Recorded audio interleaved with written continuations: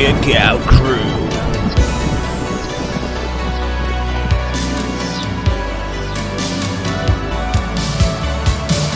James L. Corey.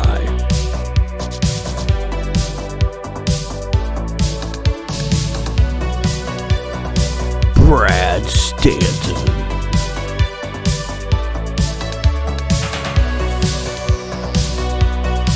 Coach Rosie.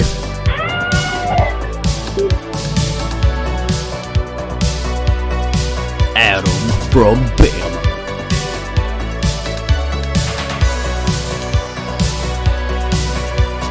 Mike Whitaker.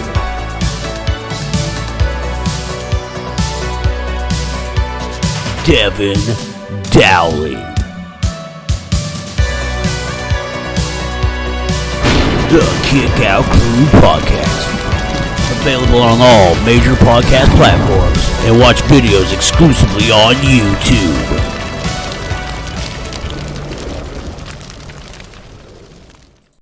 Well, ladies and gentlemen, welcome to episode 37 of your show, The Kick Out Crew. I want to thank everybody for joining us today, and I want to thank everybody for joining us last week. We had Zol on. Shout out to Zol. Badass dude, a good friend of ours. And what I think is one of our most hilarious episodes. Truly do. Thank you for sticking through the whole episode. People that did and people that didn't. Hey, man, just click play again. You know, you got time.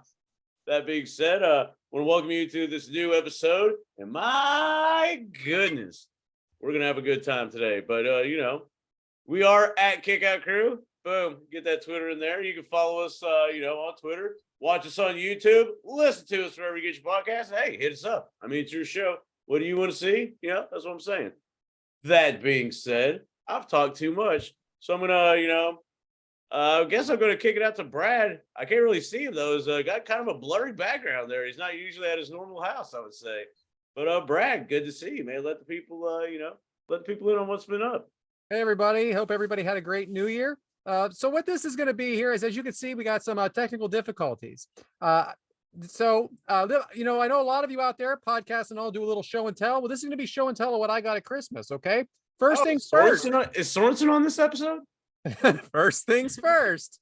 As you can see, you have a blurry background, not the Firefly Funhouse. Why? Because I got a new laptop for Christmas, a nice Apple MacBook. However, until this very moment, I had not downloaded Zoom. And I had nothing for a background. So here I am in the blurry. So we'll get there. Maybe next week we'll have a background for me. But for now, this is professional podcast. This is what you got. All right. Show and tell. Second thing. Now I got to put this up close because if I go back here, it's going to get blurry. Anybody know what this is? This is a pig.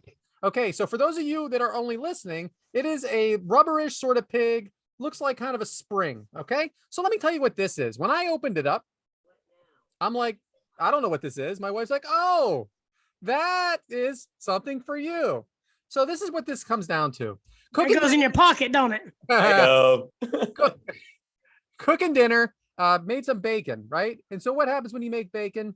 You create grease.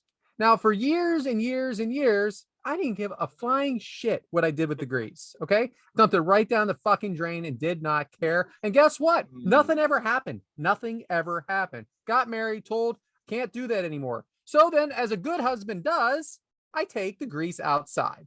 Still hot, dumped it right in the garden. So for 3 days, I am getting texts from my wife saying, oh, so where did you dump that grease last night? Or whatever. And I said, in the garden. I go, it's really good for the soil. It really helps the vegetables grow. I don't know. I'm making shit up. I go, Google it. Might be. You can find anything on Google to be true. So she goes, no, it's not true at all. I'll tell you what's happening. Every time I take the dogs out, they run completely to the garden and that's all they want to do. Second, in the rain, all this is doing is glistening. So this is what we got you. What you do is you take the top off of the pig and then inside they have like a little strainer. You dump the grease inside the strainer and close it up. I go, what? I go, well, when do you do that? Like, isn't the hot grease going to melt this thing? She goes, well, you have to wait. Okay, that sounds great, hon. I'll tell you what I'll do. I'll cook dinner for everyone. One, very nice of me. And then I'll wait for the perfect temperature to put the grease inside this pig. Now, not too soon, not too late, because we don't want it to harden. Okay. And then we'll dump it in. So while you guys are eating and done, I'll be sitting there in the kitchen waiting for the grease to almost harden. And then I'll dump it in, close it up, and then it hardens inside of here. And then I'm going to take it out and throw it in the garbage can. Okay. Yeah. Yeah. None of this is ever going to happen. I promise you that. I mean, seriously. I remember one time I got this golf ball, like this little magnifying glass I was supposed to use when I hit a drive in a golf course. It was supposed to follow it with this little thing. Like, get out of here. I'm never going to use this thing. All right, let's talk about some more. Jolly Joel's. This was in my stocking. That just says it all right there, doesn't it? Next. Waka Waka Waka, Adam. Waka Waka Waka. Got my Fozzie the Bear Pez dispenser. And James, just for you, you're my lobster buddy, friends. Mug. Okay. I have no idea what that. Well, it's a friends, as in friends the show. You're my lobster. When someone finds their lobster, they're with them forever. Okay. Finally, I don't know if everybody can see my shirt. It says no flips, just flops. Shout out to Cabana Man Dan, friend of the show. Thank you for this is a great shirt, man. Love it. So now that show and tell is over, I want to talk about that. We went to dinner. Like I said, we don't have the kids on Christmas. So we had gone to dinner and we sat there and this guy's like talking to his family saying, the reason I work Christmas is because it's $130 an hour and you kids aren't around anymore. So I can make that $130 an hour and still come out in the afternoon. I said, excuse me, sir. So you make $130 an hour on Christmas? He goes, yeah. Like, you know what? No, you don't. Let me tell you why. Because you got 8 hours just for sitting at home. Okay. Stop doing this math that you are getting this double time, the triple time and a half when you go into work. You already are getting that 8 hours. Okay. It's called holiday pay. But no, you have to do this math in your head like, oh, I make $8 an hour. So it's really $16.24. No, it isn't. You already got the 40 hours. Okay. You already got the 8 hours. I mean, stop bullshitting yourself. You were getting that whether you went there or not. Yes, you went in for the extra money, but it was probably just the time and a half. Like any other Sunday, like any other overtime. All right. Holiday movies. Okay. Fred Claus, 21% Rotten Tomatoes. Four Christmases, 25% Rotten Tomatoes. Both are awesome. Love them for what they are. Who gives a shit about the Meltzer rating on them? Love the movies for what they are. And by the way, the movie Game Night, never saw it before. Came on late night. Jackson Riker's in it from for the Forgotten Sons on NXT and from WWE. So anyway, hope everyone had a happy new year. Just some stuff I wanted to get off my chest and some gifts I wanted to show everyone. Back to you, James. Boy, a lot to unpack there. That bacon grease thing is that bacon grease thing is too much. What do you say, Mike? I said we need to start calling that Brad's rant. For real. Just a week in the life. Just a week in the life. The fact you sound pretty naive about this bacon grease thing, and I can't wait for that because dumping it in the ground is kind of a big no. What's that all day? All right, first, I don't even care about. I forget it now. Like if it hardens in the pan, it hardens in the pan. But the fact that I have to wait till it be cool enough to use this thing, not interested. But you use the bacon grease, like cook.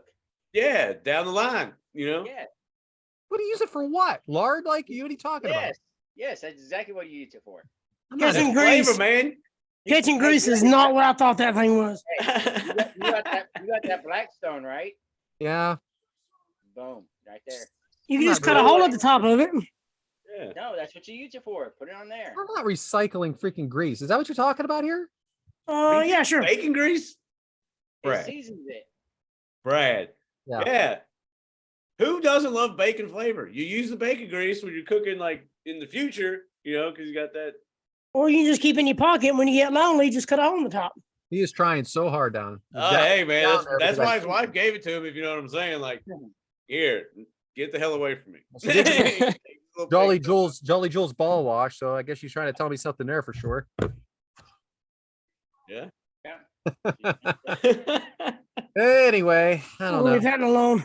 Yeah. Well, that's Rant and Stanton, yeah. everyone. Rant and Stanton. I like that, Devyn. Look at you. Man. Look at you with the ideas. I mean, it's mean that you think Zol's our only friend on Twitter, but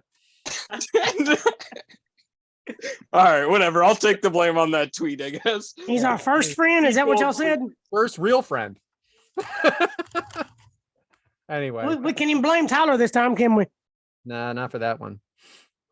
But that's it. I We don't know. even had my dad on, and his like first real friend. Like, oh, can't wait for that phone call to come. But hey, thanks, Brad. Old ranting stand. I like that. Glad restaurants are always like a cool thing for you, I guess. Make it look- I don't know what else to say about Just that. gotta stay away from the sandwiches. Hey, Brad. Hey, apparently that story didn't get over though. So Loved it. All right. Well, thanks for that, Brad. Glad we could educate you on some bacon grease. And hopefully, it makes you slide through things a little bit easier. That being said, we want to, I guess, kick it on over to Devyn. So, Devyn, how's your week been, man? What you got?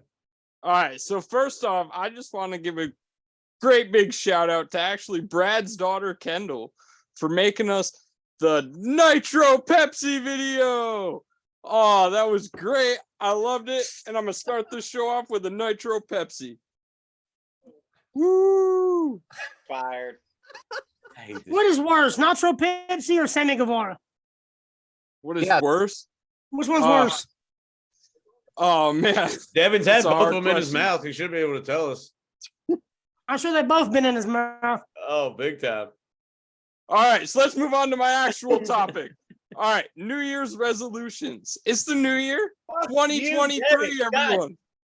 fuck you, Devyn. And the best part is Mike usually comes after me, but I took it easy on him, and then I moved him down. And he totally took his topic. Love it. All right, Yeah. I have Yeah. multiple other topics. No, do it. Go ahead and do it. What's I got no. Go ahead and do it. I got Are you something sure? else. Yeah, go ahead and do it. Professional. Other topics. Well, Mike, since it was your topic in the later end, start us off with it. What's your New Year's resolution? Quit drinking.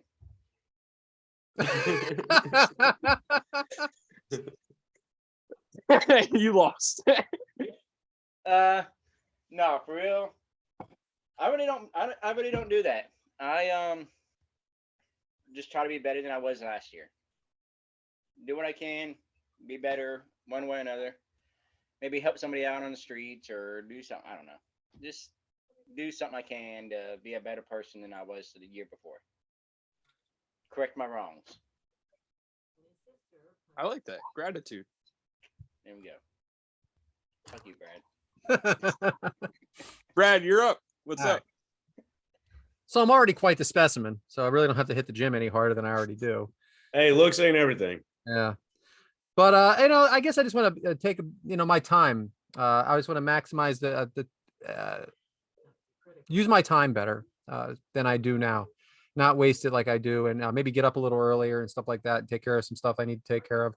I rush through things sometimes, and then maybe just a little more time with the family, and a little more time on the Zooms, and a little less time working too. How about that? Just maximize my time with everyone. Oh, that's fantastic. See if it happens. Nothing like getting promoted and be like, you know what? I need less time here. That was 8 months ago. I'm out.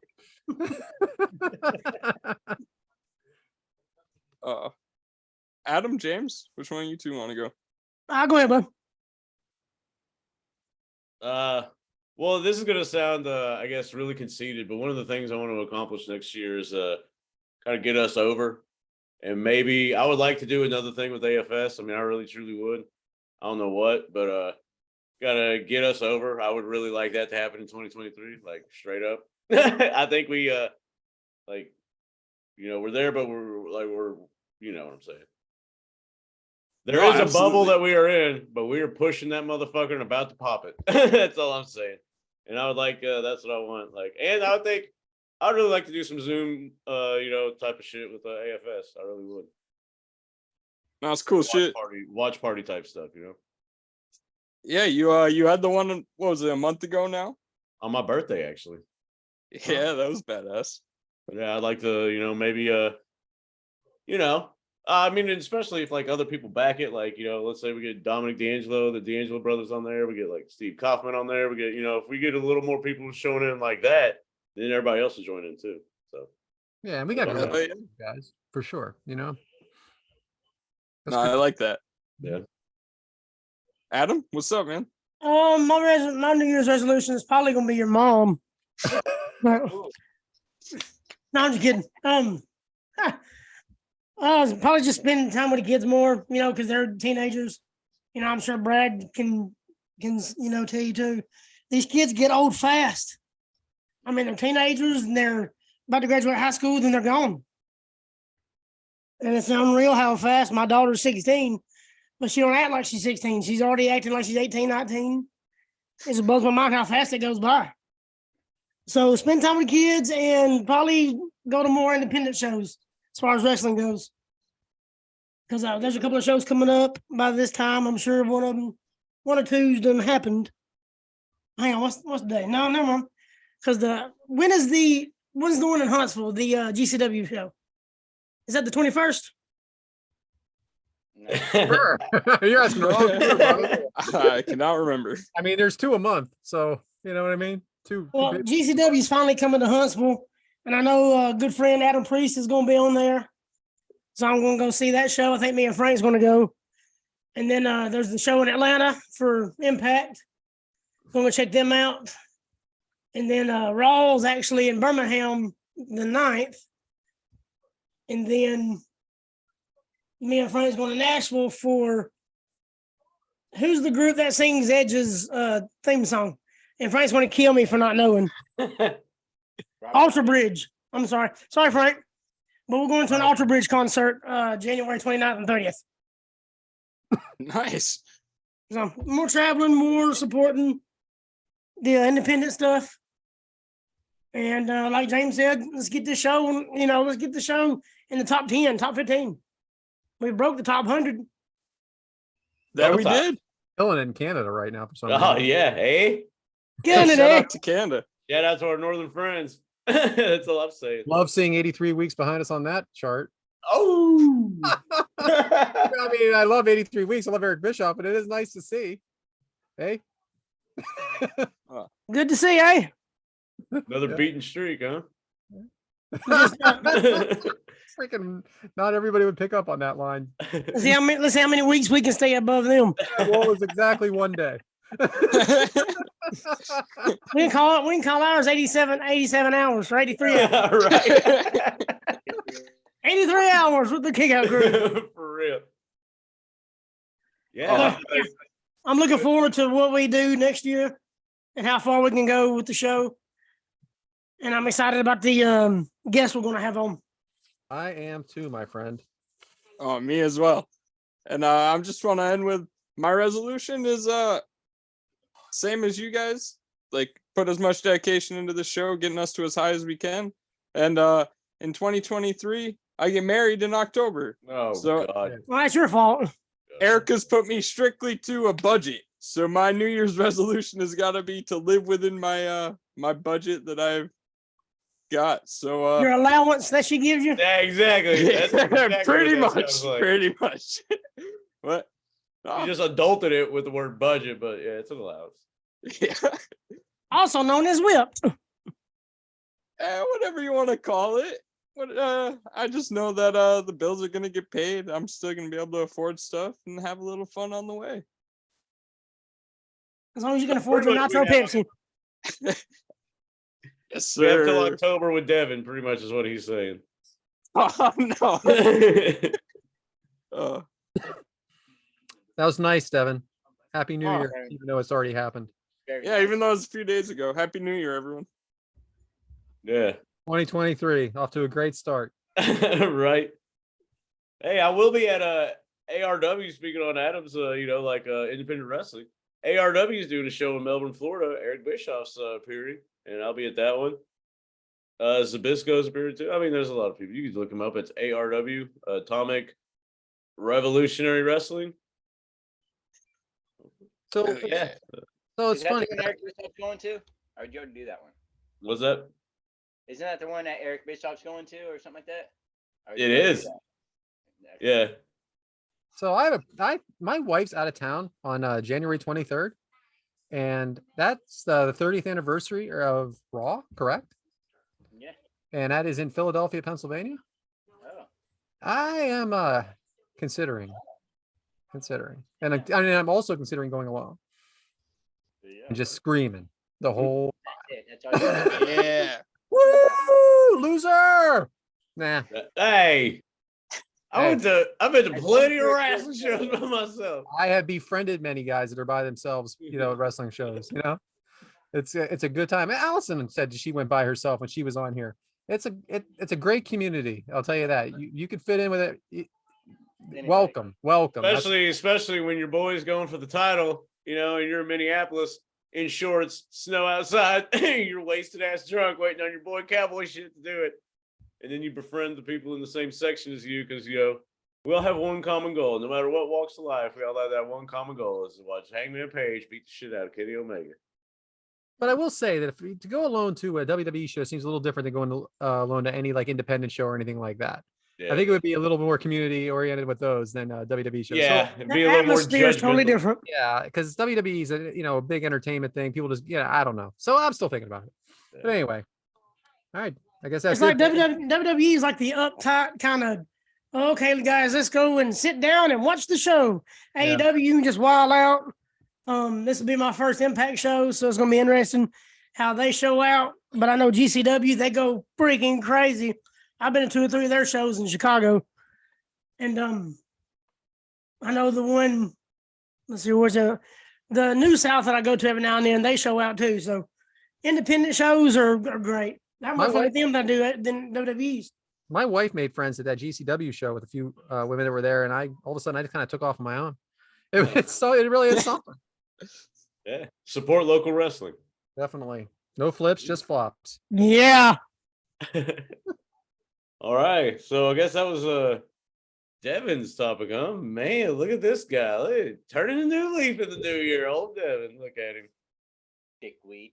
Do we have All right, well, hey, why not keep the fun rolling with today's agenda? See what we got to talk about today. Our rivalry series, so Brad. Today's agenda: wrestling shows, wrestling.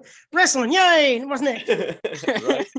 I forgot to say one real quick thing that I was going to do a correction corner with Brad since freaking Bobert loves to do that to me every week. One thing I will say is that I said there was no LGN figure for Cowboy Bob Orton. Boy, the hate tweets came in, and not to mention I saw Travis Orton actually have a picture of Bob Orton on his Twitter. So anyway, apologies. He does. Okay. Having said that, the rivalries continue. Yeah. And this week we talk about Ric Flair versus Harley Race at Starrcade. Boy, what a banger it is! That comes to you by Ted, or no, not him. It comes to you by Ted, the Hillbilly Hill. Yes, and then we also fuck his name up every time, man. I was all right with the name. I was just thinking maybe he picked the other one. That's all. Hey, shout out on his live shows and meet and greets, man. The dude's killing it. Yeah, absolutely. And then number one podcast in Antarctica. And then we also and then we also have the Rock and Roll Express versus the Midnight Express, Wrestlewar 2 1990. That is brought to you by RJ and Bobert. I like Bobert. Shout out. Shout out Bobert. Don't shut up, Bobert. Shout out Bobert. And both of these pay-per-views have taglines. I thought that was hilarious. Yeah. Flair for the okay, go ahead. Don't want to step on it. Back to you, James. Fuck yeah. Well, hey, like I said last week, we try to pick the obscure matches that no one's seen. So we're gonna start off with a little known gem that you'll have to dig deep into the Peacock and the network to find. It is, like Brad said, Ric Flair versus Harley Race from Starrcade. I know, you'll have to Google that one. It's gonna be a doozy to track down. It took place November 24th, 1983, from the Greensboro Coliseum in Greensboro, North Carolina. It had an attendance of 15,447 people. It had a match length of 23 minutes and 46 seconds, or as some would say, 3 fucking days if you've actually watched it. And surprisingly, Meltzer gave this one 4.5 stars, and he called this match of the year of 83. And my goodness, it earned it, right? So, but that being said, I guess it's time to go to the, Mike, as it says on the outline. How did we get there? How we got there and when? thank Devyn for this one. It was in June of '83. Harley Race would defeat Flair for the NWA World Title. After that, Race wanted Flair out of the NWA, so he would put a bounty on his head. It would be Dick Slayer and Bob Orton Jr. who would beat down and attack Ric Flair and put him out of commission and make him retire from the NWA for his first retire, and collect the bounty. A little while after that, Ric Flair would then return to the NWA and challenge Harley Race at Starrcade for the World Heavyweight title. All set? That's it. That's it. That's it. Let's do it. All right. Match of the year. Listen, Can't wait. we know as guys that were born maybe 83 or under, or most, I mean, we're not that old here, or we're not born at all. This is a different time. We are in a different style of wrestling for sure. However, let's get this party started, huh? We definitely don't need to talk about the interviews before, because I need to stay awake. All right. Anyway, I did see Dusty Rhodes with the ladies. That was okay. And then the Star Spangled Banner was good as always. Then the entrance by Flair, which I have never seen before. James, what did you think? Oh, hold on. We're still waiting on the entrance. Wait a minute. Hey, it's gonna happen. Hold on. Hey, he's really coming. Hey, wait. No, keep waiting. Hey, he's coming. I swear. No, I give it a little bit. Just give it a little bit. Oh, wait, hey, look at the light things sparkling around. Look at that one laser doing like figure eights. Hold on. Wait, it's still happening. Hold on. No, you'll see him here in a minute. It's you want the robe, the woos. Here it comes. Oh, hold on. No, that wasn't it yet. Woo! Yeah, this shit. Go ahead. I mean, I wrote here awkward moment through the crowd. He actually looks pissed about it. Like things were just not going. Then that one, he walked on this like. It was just so bad. That one bang thing happens. You can tell he's like, motherfucker. Yeah, he's pissed. He is pissed. Mike, did you like his robe? I did not watch the entrance. What the fuck, dude? Can you? Well, fuck, that cuts down about 25 minutes right there. You asked me about the entrance. I said I did not watch the entrance. I didn't ask about the entrance. He's in the freaking ring with the robe on. Oh, well, yeah, then that one. Oh, shut up, Mike. The robe was awesome. All right. So now we have Harley. I think. The Harley Race entrance, just standing with the cops. Devyn, what the fuck is going on, and why is this taking so long? I have no idea. He was just staring at the ring. Harley Race was trying to like intimidate Flair, I guess. I don't know. You think this was on purpose? Time. You think this was on purpose, or do you think it was just not done right? Like maybe he was waiting for the cue or something, and the camera wasn't supposed to be there. I think nobody gave him a cue, and he's just waiting, and there's no music or nothing. He just walks to the ring. So, Adam, does Harley Race look like a wrestler to you? And actually, after you answer that, what made him special? Well, I mean, it depends on when you actually want to compare, wrestler back then. You didn't have to be jacked, athletic and everything, because some of the best wrestlers back then wasn't the big, huge jacked guys. I mean, Harley Race was just made of iron. I mean, he just had that respect. He had this aura around him when he walked through the crowd. He just had this aura. I mean, that's back when they did it for real. They would they train you real. You come in, like say, hey, I want to be a part of it. They'd bring you in and tire your ass out on purpose, hurt you on purpose. And if you come back the next day, then they start showing you stuff. So you didn't have to be in great shape back then. You just had to make it look good and be a bad son of a bitch, which Harley Race was probably the baddest of all. But this is only a year and a half before WrestleMania, the original WrestleMania. It seems like about 100 years, doesn't it? A little bit, yeah. It's just like it's 83. WrestleMania is 85. It's just a completely different presentation, is all I'm saying. Well, I think a lot of it has to do with the Hollywood actors and everything too, and the presentation itself. So, Mike, Gene Kniske is the ref. How excited were you? I was very excited. I was jumping out of my seat. Yeah. Big fan of Gene? Yeah, big fan. I used to see him live back in back then in time. I watched. Oh, well, hey, how did he get there, Mike? Since you love him so much, how, go through his career. He beat one guy and won the world title that one time, and it was back at that other pay-per-view that happened before pay-per-views came. All right, we got it. But James, who's the face and who's the heel here? Well, they definitely cheered old Rick, but Unusual, right? That's kind of what I was under the impression that Rick is, perma heel.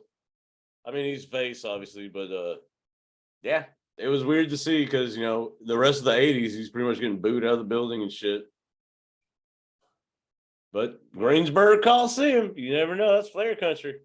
Woo! Did you find it odd, Devyn, that people were cheering Rick here in '83? Well, this was still early in Ric Flair's career. He was only a 2-time world champion at this point. I watched the interviews earlier in the pay-per-view, and he was backstage with Youngblood and Ricky Steamboat, who actually won the tag team championships on the show. So he was clearly like the baby face, and Greensboro was loving it. So, Adam, are you allowed to escape the cage here? This is a cage match. Are you allowed to escape the cage in this promotion? No, back then you didn't. It was all pin submission. You like it that way, right? Oh God, yes. Gives a shit. 100%. Freaking so much. It's like almost like pineapple on pizza, or freaking his Die Hard a Christmas movie. Or should you be allowed to escape the cage? I feel like it's the same argument with everybody. But I like pineapple pizza. Thank you. Pineapple and ham's the best pizza. All right, first off, Hey, put jalapenos with it. Hawaiian style any day, baby. Oh man, yeah. I'll tell you what, we are gonna get some. I call it the Pearl Harbor Hawaiian. Oh my. Kick Out Crew is with Hawaiian style pizza, not with the James's. Wait. Yeah. Fucking self, pal. I'm not gonna say it's the worst thing I've ever had, but I'm not ordering it. If it's there and it's the only pizza left and I'm hungry, I might have it. Okay. You do. I'm homeless living under a bridge. I might eat it. Pineapple, ham, jalapeno, bomb. The sweet. Some bacon. Put some bacon on there. What do you mean bacon? What? Bacon, ham, and jalapeno and all cuts of pig are good. All cuts of pig are good. Kitchen sink. And they're grease, Brad. Oh, look up Domino's. Is a true Hawaiian. All right, I'm moving on. James. But anyway, you talking about Rick and Harley? Rick being the face. This is North Carolina. This is where Rick's from. That's true. Plus, he just come back from the plane crash, not, a couple of years before that. And Harley Race was just a bad dude. I mean, he's nasty in the ring. So he was always the bad guy, the heel. James, isn't it nice when we don't have to answer this the same way every time? Who are the announcers? Well, glad you asked, because this is actually, people herald this one, like our favorites talk about this one. You know what I'm saying? Like this was their, like JR and King, shit like that. But it was Bob Caudle and Gordon Sully. There it is. And according to everybody, this is like cream of the crop, baby, so it's cool to kind of hear how they banter back and forth and everything. So, Mike, when you were getting ready to put this on yesterday, the day before, to watch it, how excited were you? Very. No, I want truth. Come on. Very. You were not. I was not. I know. Well, you guys already told me, hey, this match is brutal. No, we didn't say that. No, I said the ending was brutal. Yeah, watch your mouth. Yeah, no, I wasn't excited. I was just, hey, looks like Daddy's going to work. you have to like that style of wrestling to really enjoy it. Honestly, it's one of those either you like it or you don't. And listen, again, we're not ripping on the competitors or anything. This is just a different style than what we're used to. But Flair for the Gold is the name of this pay-per-view. Woo! Devyn, does that give away the finish to you? Yeah, pretty much. Says right in the title, Flair for the Gold. I think Ric Flair is probably going away with the gold at the end of it. Any different? They called it Race for the Chase or something like that. Or Harley Race. Did the Undertaker win every buried Or you alive? could do in your house, it's time, and Vader's not even with the company at that point. Man, that It thing's- happens. They can't all be zingers. All right, they're rolling around the ring, chop by Flair, headlock by Flair. James, did you see the staining all over the ring? And do you think that adds anything to it? The blood stains? Oh, dude, I thought it was because that's one of the first things I noticed when they started going after it. I was like, because you see Harley kind of jump on the ring, right before they get going, and I was just looking like, damn, look at all that blood, But hey, back in the day, like fuck changing the mats. Like we're going, we'll just spray something. Hope to clean it out. On to the next town. Got to be there in 2 hours. Adam, what I mean, you've kind of touched on this already here, but I just want an in-ring wrestler opinion. What do you think of this style of wrestling?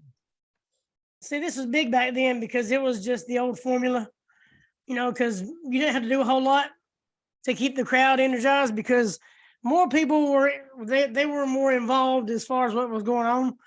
I mean, all you had to do was just grab him, pow, just a quick little punch to the face, just a stomp to the forehead, just little stuff like that got the crowd so into it to where nowadays you have to jump over the rope, do 2 flips, Hurricane Rana, stab a guy in the throat and something else just to get attention. But back then they believed everything. They were more involved back then. That's why you hear Arn Anderson and all these other guys, Jake the Snake, talk about when they were starting to leave, they had death threats. They got shot at because they believed in all this. It was just so much better back then, in my opinion. So we got a snapmare by Flair. Mike, do you think Harley Race gets perms or is his hair naturally curly? No, he gets perms. He goes to the hairstyle place with his wife, and they do it together. Hey, he's got that sweet ass facial hair though, man. It comes down and curls. Ooh. I don't know what you call that, but Well, I don't know if it's sweet ass, but it's hey, I mean, but like it matches like how Adam said, like he was a tough, brute looking son of a bitch, and yeah, that I'm hair, not telling him. the hair and the facial hair just kind of matched him, Knee by Race to Flair, missing the headbutt, a chop into a pin, kick out by or a chop by Flair, and then a kick out. Devyn, can you imagine the chop being a finishing move? Well, this was 40 years ago. I think that today, unless it's something as brutal as like 27 chops in a row, I don't think anyone's gonna sell it. But this is a Harley Race chop.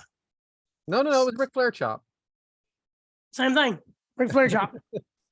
All right, so James, we're on our 3rd headlock, and it is very early in the match. Now, as you're watching this, are you looking at it as like you're doing this as a job, or are you enjoying yourself?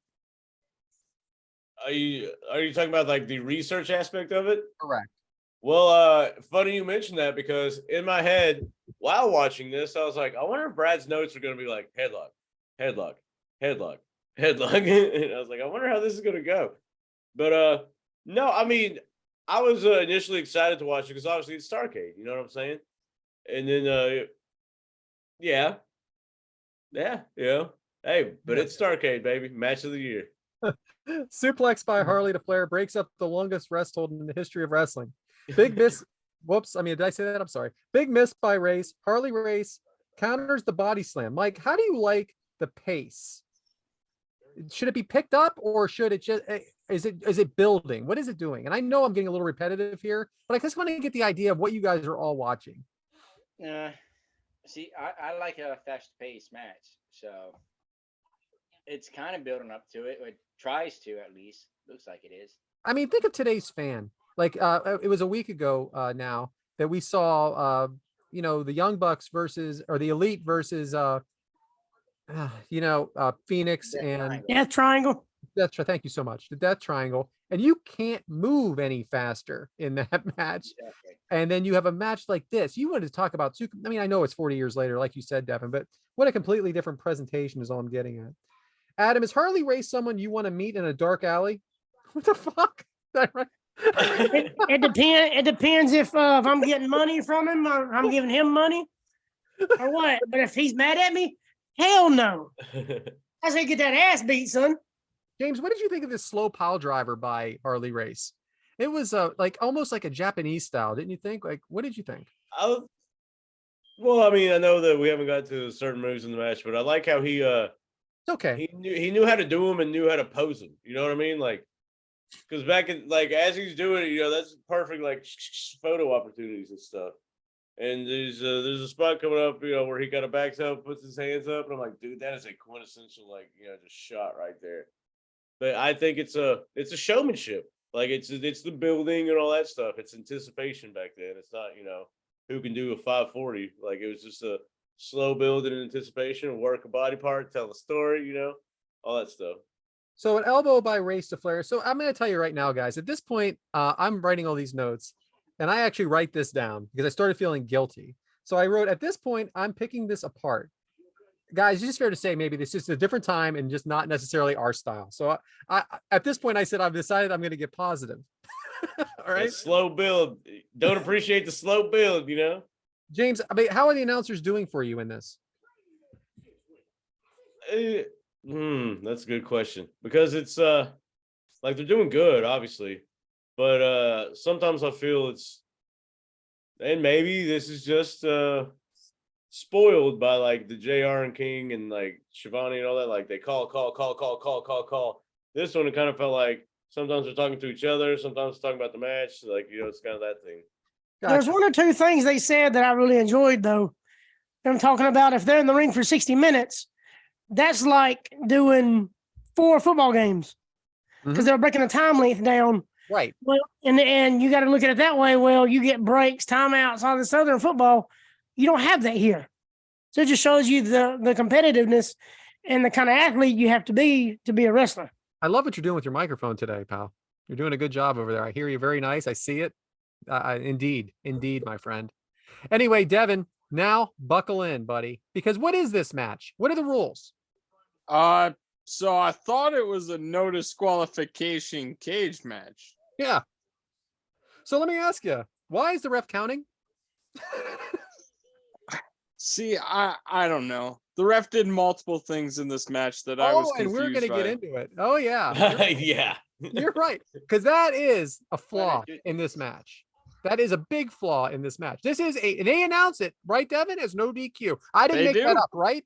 No, right in the beginning. This is a no disqualifications cage match. One fall only. But Gene Kiniski cannot stop breaking up every 5. All right, we're going to get to that. Let's not give away everything here, all right?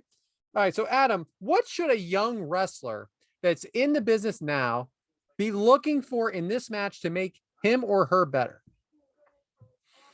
Just, I mean, if it depends, you know, if we're talking back then, We're talking wrestler now, watching it something from back then. It's hard to learn stuff.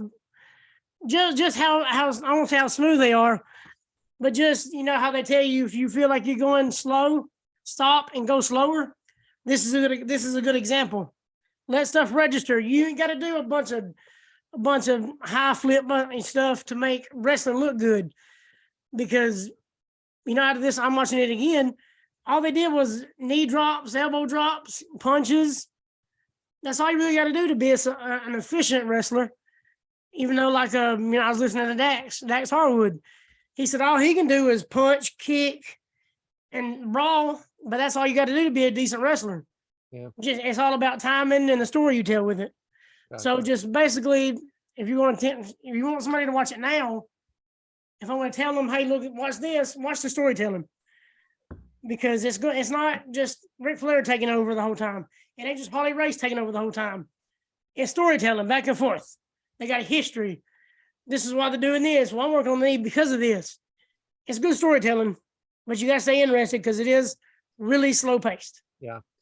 Mike, did you enjoy the sky camera angle? And do you think they should bring that back today? I kind of did. I think it could work now, especially with some of the high flying moves. With what they did, it didn't kind of work, but it showed all.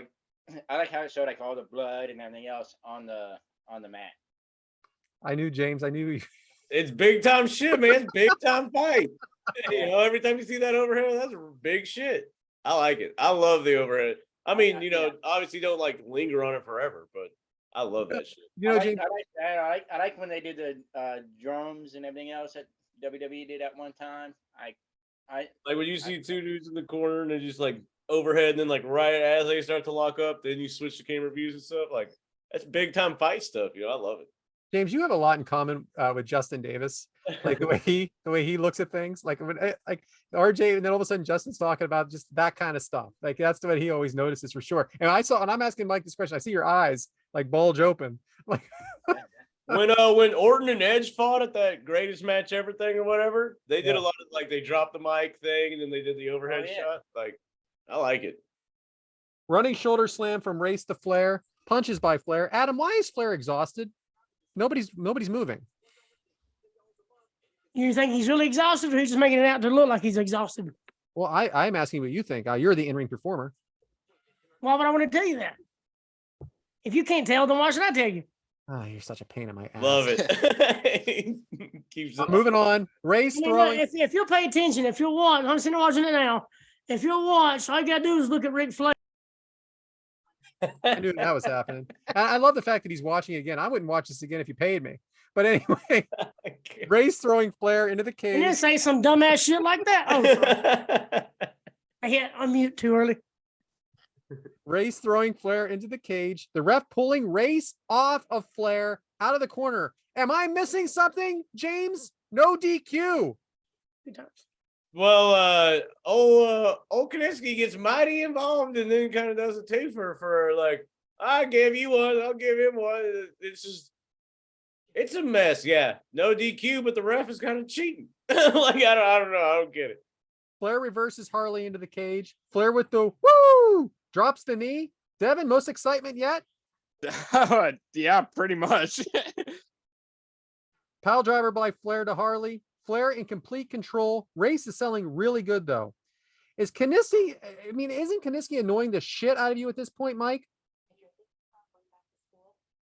What? Yeah. Oh, okay. He's getting he's in there pulling hair and doing everything, like getting involved way too much, I think. Adam, this is not a Broadway, but these guys have done Broadways. Would that be slower paced than this? Depends on who's in the match. These two. Oh, if it's these two, yeah. Well, it'd probably be the same pace. I don't think it'd be as brutal because there's no fence, there's no cage. So the blood makes it worse in the match, but I think it'd be a little slower pace. You see them come more headlocks, because there's reasons why they do all that back then. More punches, more suplexes, and hopefully less interference from the referee. Yeah. Mike, how long do you think it takes Flair to get the blood out of his hair? Ooh. Probably 35 to 45 minutes. I'm telling you, man, it looks stained as shit, doesn't it? It looks so good in his hair, though. Every time It does look good. It's one of my favorite things about this whole thing. So Flair drops the elbow, punching, firing up the crowd. Somehow. Back body drop by Flair. Figure four, Adam. The figure four by Flair. Buckle in. But wait, Harley's trying to reverse it, and he does it. He does it. The pain. I can't believe Flair didn't have out. I mean, really. Yeah, the pain of the reversal. Yeah. Oh my gosh. Into the ropes. And again, into the ropes. So they had to break it up in this no DQ match. Flair reverses the suplex, and then the cut to the crowd. And we're just looking at the crowd, not the match. Did you notice this? And anybody else notice this? That there was completely like 30 seconds of just the crowd? Yeah. I don't understand. All right. Anyway, headbutt off the top by Harley. Devyn, were you glad to see this move gone? The flying headbutt? Well, the headbutt knocked them both out, so it just kind of caused another, slow moment in this match. So personally, no. I was hoping he'd have done something else, like a big power move, and tried to finish it off, not knock both of them out. Well, it's a dangerous move to say the least, that we are glad we no longer see anymore. Flair kicks out at 2, but you did make a good point there, Devyn, and went a different direction than I thought, but it created another rest spot that we really needed, didn't it? Yeah, but I got to argue with you there. We still see Brian Danielson and a few others. Maybe they're just more careful about it. Maybe I'm just... But you also got to remember the person we're talking about took a shit ton of headshots from chairs, a bunch of dives, getting hit in the head with chairs. So I think if the headbutt's done right, it can be. You're it'd not be all supposed to right. actually land a headbutt. I mean, you're not supposed to hit his head off the top rope, right? Okay. But it does happen. Nice, deliberate, and steady count. That is what one of the announcers said. Deliberate and steady count. Always a great thing to have from a referee. Shout out. What the fuck? All right. Suplex by Race into the 2 count. Knee drop by Race. Gene Kiniski again has Harley Race locked up and the fans just start booing. Pulling Race by the hair. James, does it seem that they are setting up something between Kiniski and Race to you? Like some kind of a match? Well, see, my biggest issue with all of this, because he holds, you hold one person, let the other person hit him, and then like later on, you gotta hold the other person, let that person hit him. So I mean, is he setting up both things? Because you lost me when the ref is holding people and letting other people hit him. Like you lose me at that. Like, well, this is collusion. You know what I'm saying? Vertical suplex by Flair. Down goes Kiniski. But what happened, Mike? There was a pause. Well, Harley Race tried to punch. Harley Race was punching Flair, and that's when Kiniski went down. Oh yeah. Okay. So Went to rear back, and that's when he got him. one of the greatest. He Go ahead, ended up headbutting him when he spun him around. He went to punch Flair. Flair grabbed him and spun Harley Race's head right into Kaminsky. You want to hear something funny, Mike? I don't even remember either. So that's a funny question coming I from was like, me. man, that's so dirty to do in this match. Well, Hey, it's what just happened funny. here? Like, headlock. I was actually waiting to hear from someone what happened because I couldn't remember anymore. But because I watched this Friday. I had to rewind that like 2 or 3 times because I was just like, what happened? Why did the ref just flop when he's supposed to be a legendary wrestler? He didn't spin him more or less. He just pushed him into it, and he headbutted him. Glad you guys all remember. That's I'm all I watching it. gotta say. So, all right. So now we go into one of the greatest finishes in Starrcade history. Flair with some kind of form of flying head scissors off the top for the win. Supposed to be a crossbody. Whatever. It wasn't. It wasn't. And guess what? Then we have the longest celebration in history. It was so quiet too. Who the hell were all these guys in the ring? Which one of Flair's wives were these? I seen Kobe Kingston in there. I seen Big E. I seen. And then when he speaks, he's so humble. He's interviewed by Paul McCartney in the back afterwards. I skipped that. Yeah. Come on. It wasn't Paul McCartney. Who was it?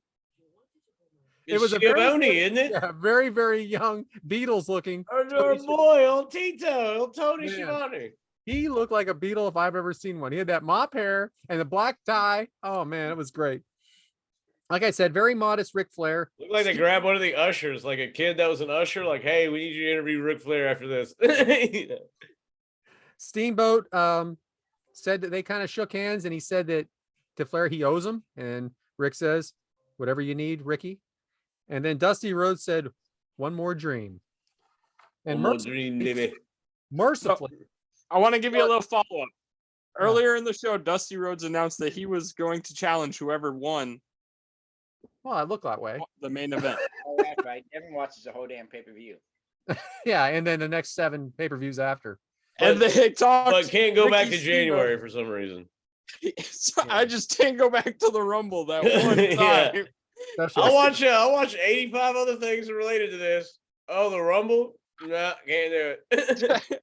And like I said, mercifully, that match is over. We had no questions for this match. I want to mention one thing though, that before Harley Race did one of the when he was standing up to do the falling headbutt thing, and he like takes 2 steps back and kind of like poses like this and everything. I thought that was pimp as fuck. I really like that.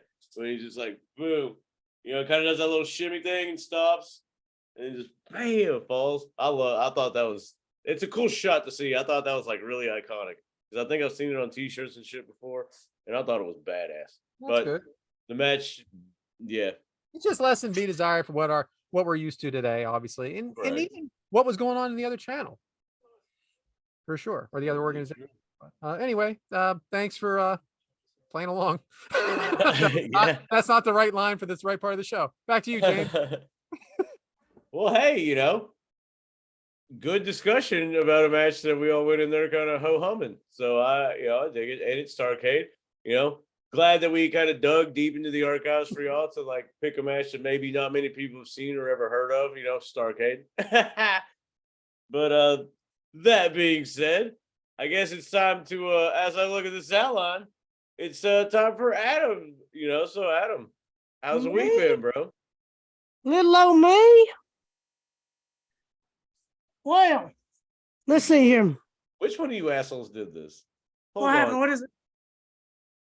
Somebody did something. Is it not my turn? It is, but somebody did something.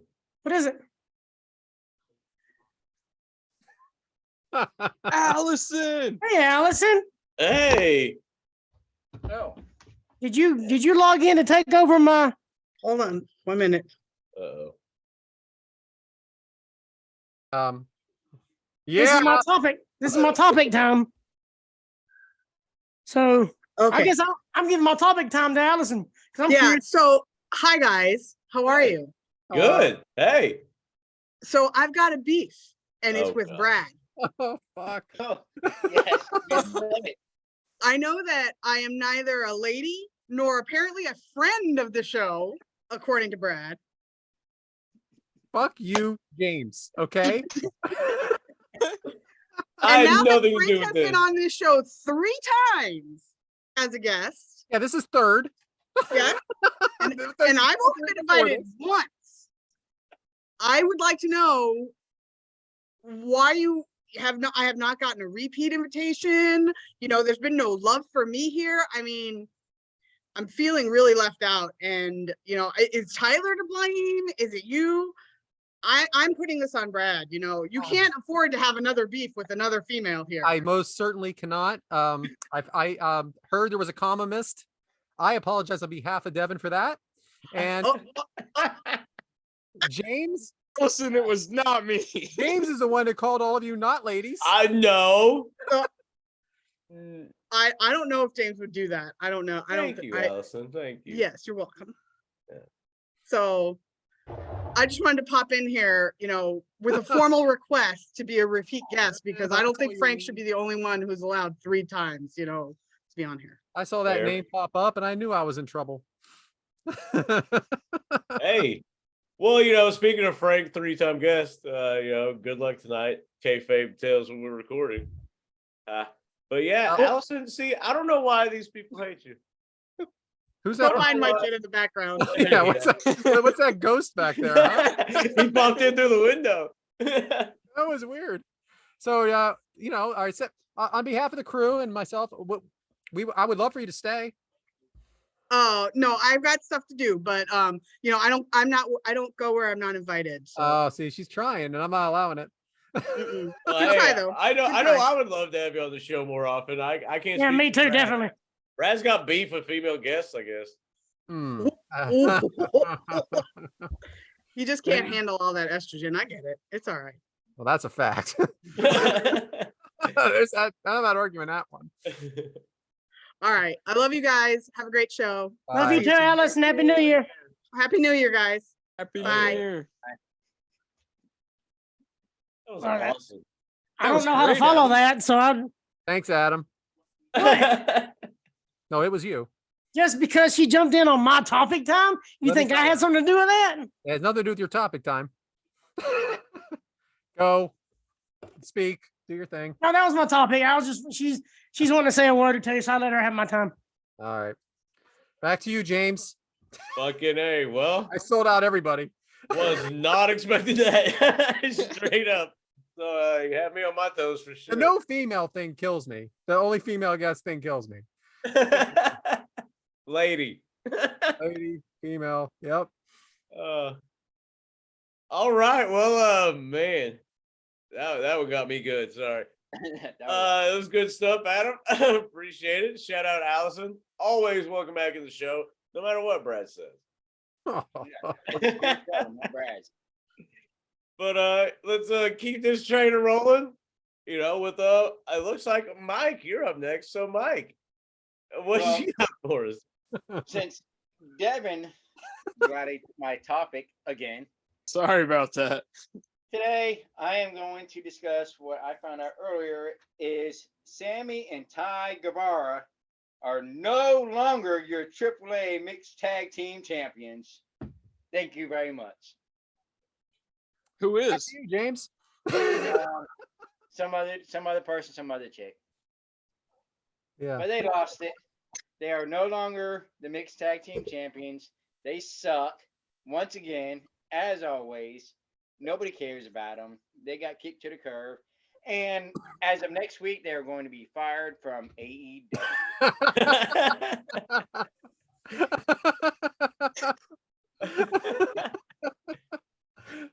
That popped me. Well, I do have a- top I have a quick question. Great. Love questions. Quick question. When y'all were doing y'all's Christmas shopping and everything, did y'all realize that they're already putting out Valentine's candy and stuff? Yes. Oh, of But course. but that was 2 weeks ago. That's what I'm saying. I did my Christmas shopping yesterday. It just aggravates the shit out of me. And I'm going in there looking for Christmas stuff and Thanksgiving stuff. And they've already got Valentine's and Easter candy out. I Yeah. already got Halloween stuff at my Walmart right now. Like they're way rare. Fuck out of here. Are you sure that's not last year's Halloween? Get the fuck out of here. That I'm not giving. I'm in there Christmas shopping. I don't want to see Be My Valentine crap. I don't want to see Poppy Easter crap. I want Christmas stuff. So I don't want to go in the damn store, go down the aisles looking for Christmas stuff, and I see Halloween outfits. There's an outfit that Mike would like. It's Spider-Man. It matches underwear. Something like that. I don't want to see that crap. Iron Man underwear. That matches underwear too. But it just aggravates the crap out of me that I go into a store looking for Christmas items. I see Valentine's and Easter. So what's going on? I guess Somebody you have please a explain to topic, huh? me what the hell's going on. Well, maybe because it's January 5th. I'm talking about 2-3 weeks ago. I just had other shit to talk about that aggravated me more. Especially my damn cousin. He gets on my damn nerves so much. I ain't invited that asshole back over here since. Yeah. I barely hear from him. Matter of fact, I ain't heard but 2 messages from his ass. Oh, and we were together at Christmas time. He brings this bluesy to my mama's house. You think she said 3 words the whole time? No. Go look at my profile on Facebook. All the pictures of my family. No Bruce's girlfriend. Nope. Sure don't see that, huzzy. But yeah, it's just a couple of things I've been wanting to talk about. Oh, that's cool, man. I like I'm that. with you. aggravating. They definitely get ahead of themselves with putting out the next season. Oh, 100%. I work at a grocery store, Oh yeah, we are loaded on the old Valentine's. Yeah. Bathing suits will be on sale soon because they're going to be out of season. Because they Very buy good point. it's just a crazy thing the way that works, but you're right. Amen. I just make sure it just wasn't an Alabama thing, and we weren't the only dumbasses in the country. No, it's definitely not an Alabama thing. Alabama good done. deal. All Rock. right, thanks, guys. Alabama done. Yeah. All right, so Mike, My topic was that's nailed it. All right, well, I appreciate tried it. to think of notes this 45 minutes we were recording, but What you got, Devin? I think he's frozen. You froze. Yeah, my computer froze. I missed the last 30 seconds. I'm sorry. we were just talking shit about shit. That's what y'all ladies is do. Of course. Well, so actually, to follow up for your topic, Mike, I looked it up, and they were stripped from the they had the mixed tag team title stripped from them because they were double booked when Ty had to team with Anna Jay on Dynamite a couple weeks ago. Well, that's inside baseball. They're no longer How champions, fucking boring right? is that? That's also called bullshit. They just weren't good enough to keep them. Yeah, Oh. they're no- Wait, what a but they- bullshit they match still that lost was. them. They're no longer the mixed tag team champions, right? Correct. So your new AAA mixed tag team champions are Abismo, Negro Jr., and Flamer. I don't care if it's Bart and Ernie, as long as it ain't them two. Thank you. What a bullshit championship. I mean, come on. I'd have to Oh, see I Bert and get it. Ernie walk out down the I damn really aisle with them Hey, with them Bert. Hey, championship. Bert. Hey, Bert. Yeah. Hey, Bert. Oh, I'd have man. to see that's good shit. Kermit and Miss Piggy walking down the aisle with them championships and them two. Yeah, I really hope they wash those titles too, like sterilize All them. right. We see what they do. Ew, Hell yeah. Hey, good topic, Mike. Loved it. that's nasty. Can't wait to follow that up. Bet. Well, I guess the spirit of ... Didn't know what So, I guess I kind of wanted to wish everybody a new year, obviously, and kind of sort of double back on last week's little topic that I discussed, and kind of follow up with I guess the power of or the spirit of kind of appreciating yourself. I guess is another thing. Like with realizing you have the power is also like an appreciation of yourself, and I hate compliments about myself, and I kind of hate like, hey man, like all that stuff. I don't really react positively to those, as a lot of my friends know. Like I would rather somebody else get the compliments, because it's just a weird thing to me. But it's kind of like getting what you deserve and knowing what you deserve and not settling for less. I guess is kind of what I'm getting at with this. There's a lot of people that go through hardships and maybe think that they aren't good enough, and it's kind of one of those things where you have to see the worth in yourself before other people see it, I guess. So, and if there's a relationship or love life issues, and you feel passed up or so they say, well, it's their loss, pretty much. Because if you truly believe that in your own worth, then maybe you deserve better than that. You know what I'm saying? Like one of those type of things. So I just wanted to follow up on last week's.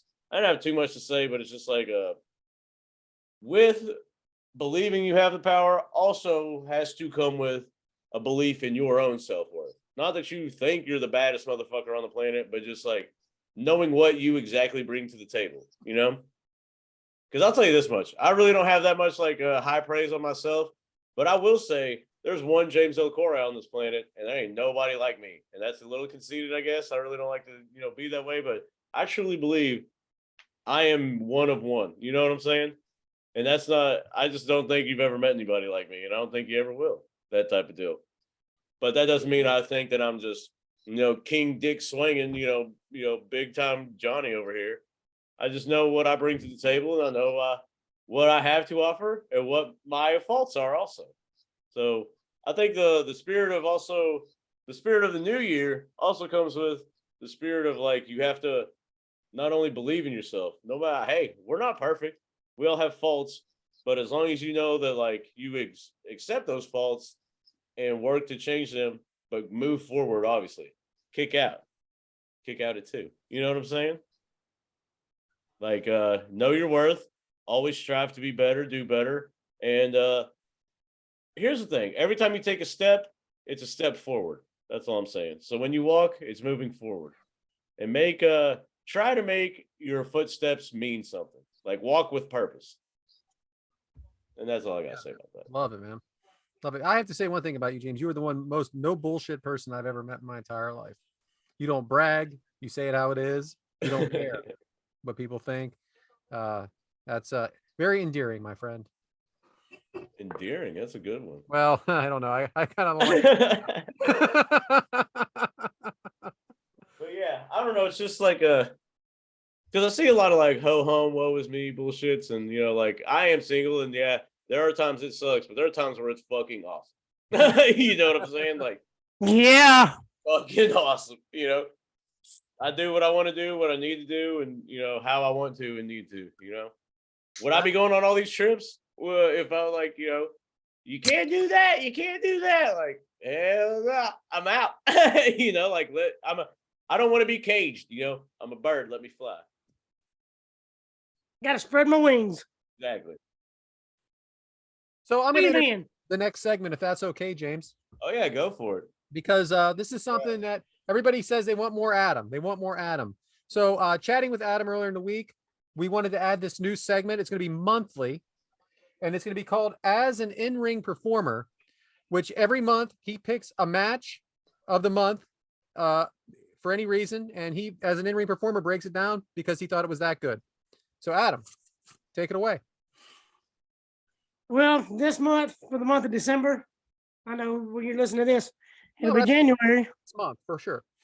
But for the month of December, I want to go back to December 10th, 2022, to a pay-per-view from Ring of Honor called Final Battle.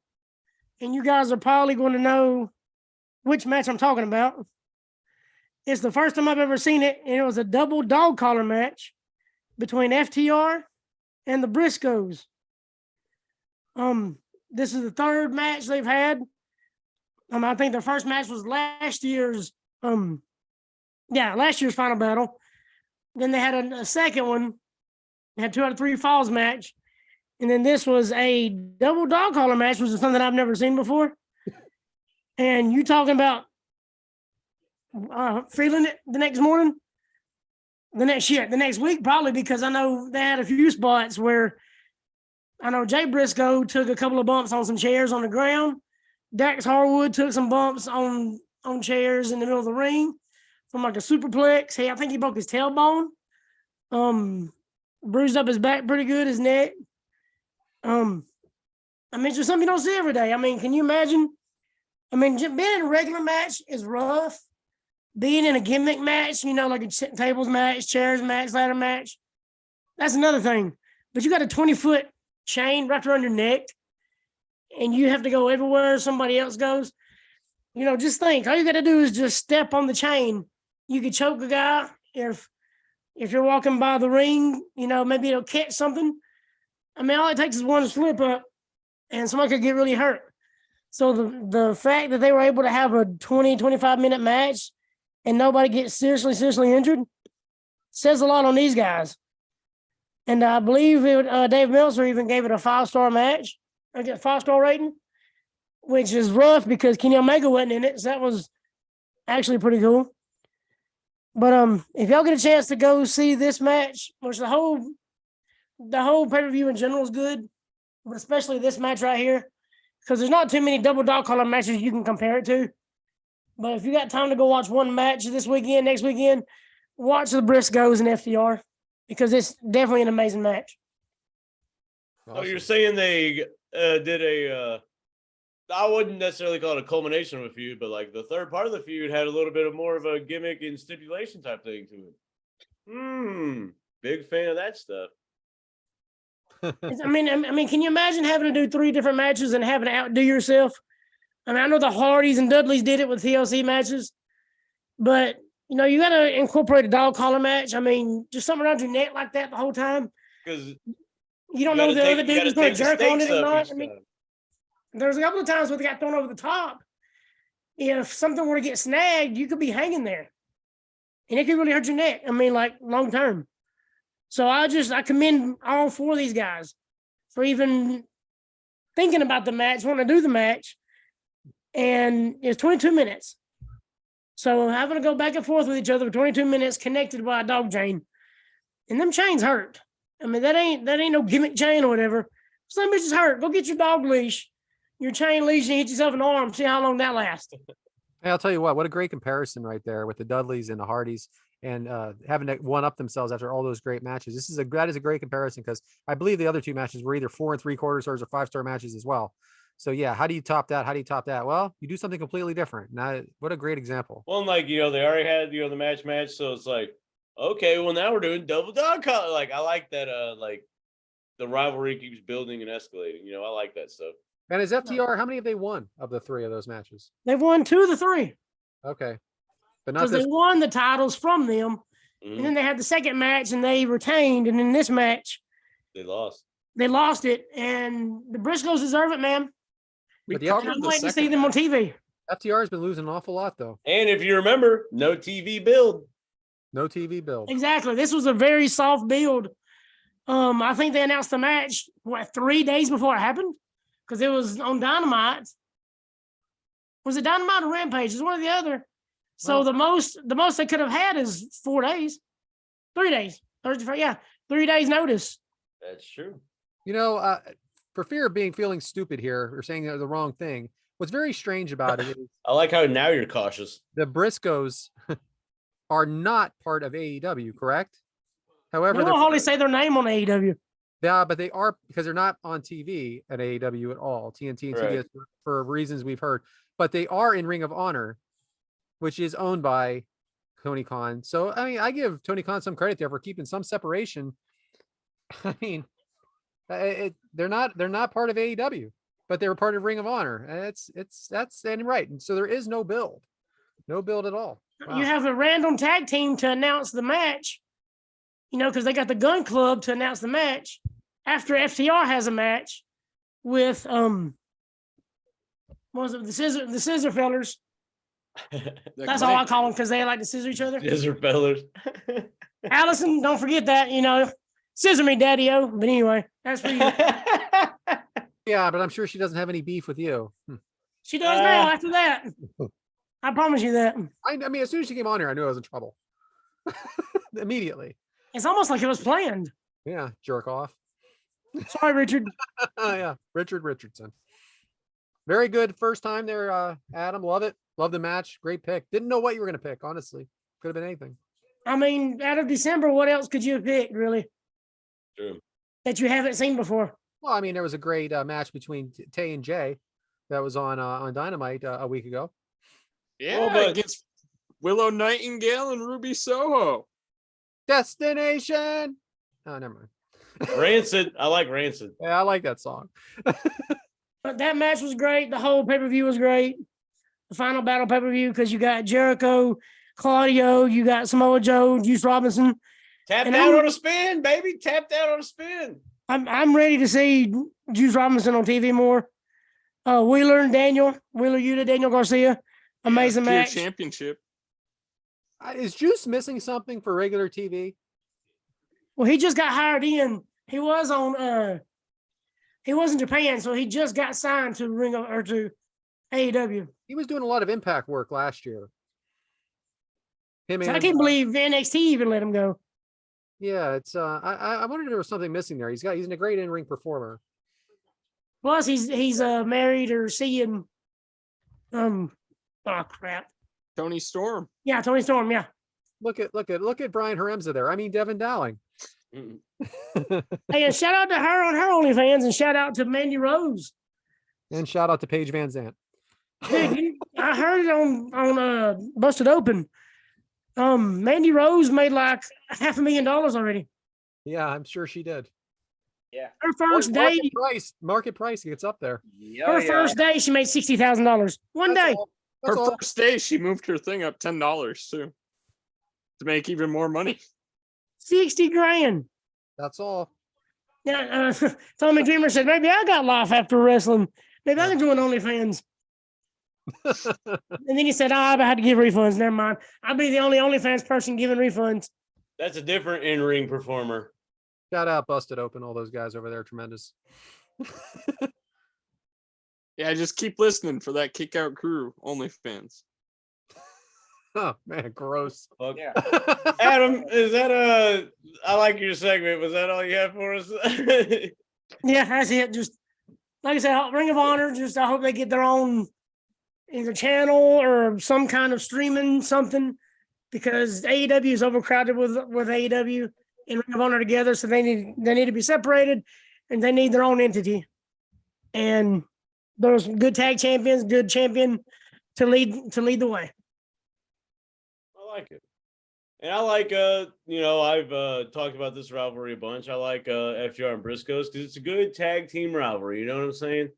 And what better of a tag team rivalry than our second match, right? It is the Rock and Roll Express versus the Midnight Express. Woo, yeah. This is actually one of the biggest rivalries of all time. And but the match we are discussing took place from Wrestlewar 1990. Forgot what it was. Raging Cajun? No, that's not right. Sounds good. Wrestlewar 1990 part D. What was it?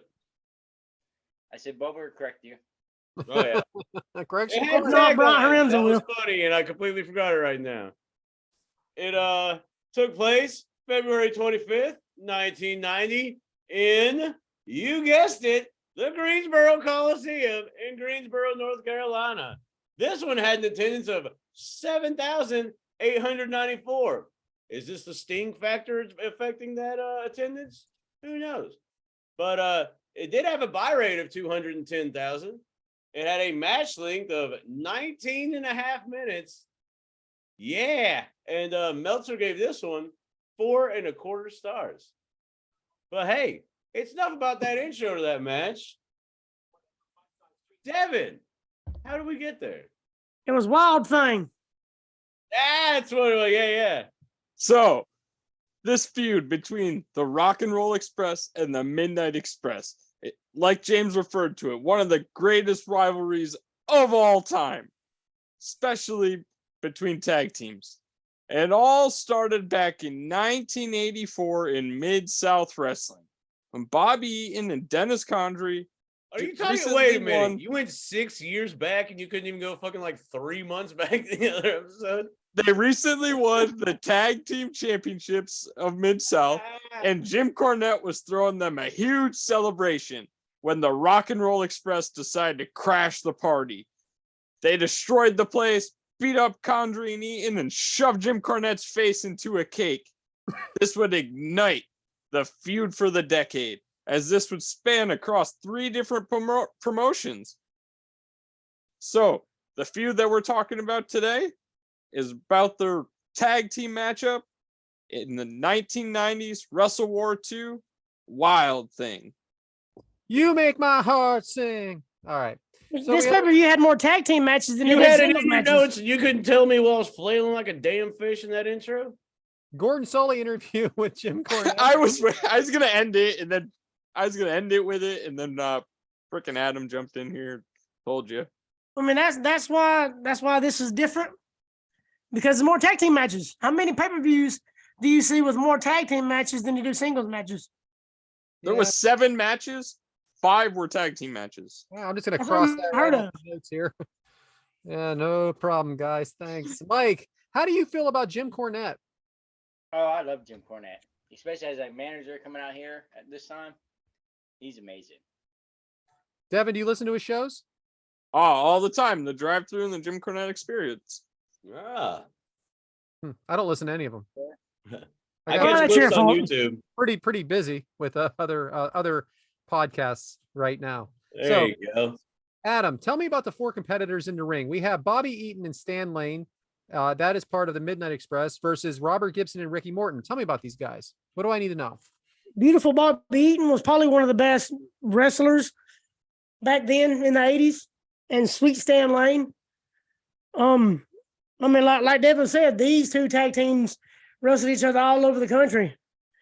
And I mean, and no matter how many times they wrestled against each other, every match was entertaining. Jim Cornette had a lot to do with that. And then, as you'll see in this match, he gets involved a lot. He gets mega heat. And this is how you get heat back then. You don't go out and just say, "Oh, North Carolina, well, your Tar Heels, you guys stink." That's not, that's cheap. You cheap guys ass are heat. fat and your women suck. You know, shit like that. You know what? You're overweight country folk, North Carolina. That cheap ass heat. Jim Cornette went out there and got them all hating him to where he got his power slashed. He got death threats, and that's heat, brother. I'm the king of cheap heat. That's for sure. James, what do you think of the Rock and Roll's entrance here? James, what do you think of the Rock and Roll Express's entrance? I don't know. I mean, it's kind of, what is it, same old hat type of thing? Yeah. I mean, I know I guess it shows to the, well, how am I trying to word this? The staying power of them. Like, they didn't really alter that much, but it's just like, trotted out there. It works, I guess. When it was, it aged well. I threw a question at you I normally don't ask. I just wanted to see how it went. Well, here's the thing. Not really, don't remember much of this match. Gonna be dead honest with you. Watched it twice and still, like, it's a good match, don't get me wrong, but definitely forgot about the entrances. That's Well, all don't right. forget about the Midnight Express music. It sounds a little familiar. I didn't even get into that. Go ahead, Adam. FTR's music Oh, sounds yeah. a lot like theirs, because It that's where they does. got it from. Mike, explain Jim Cornette's tennis racket to me.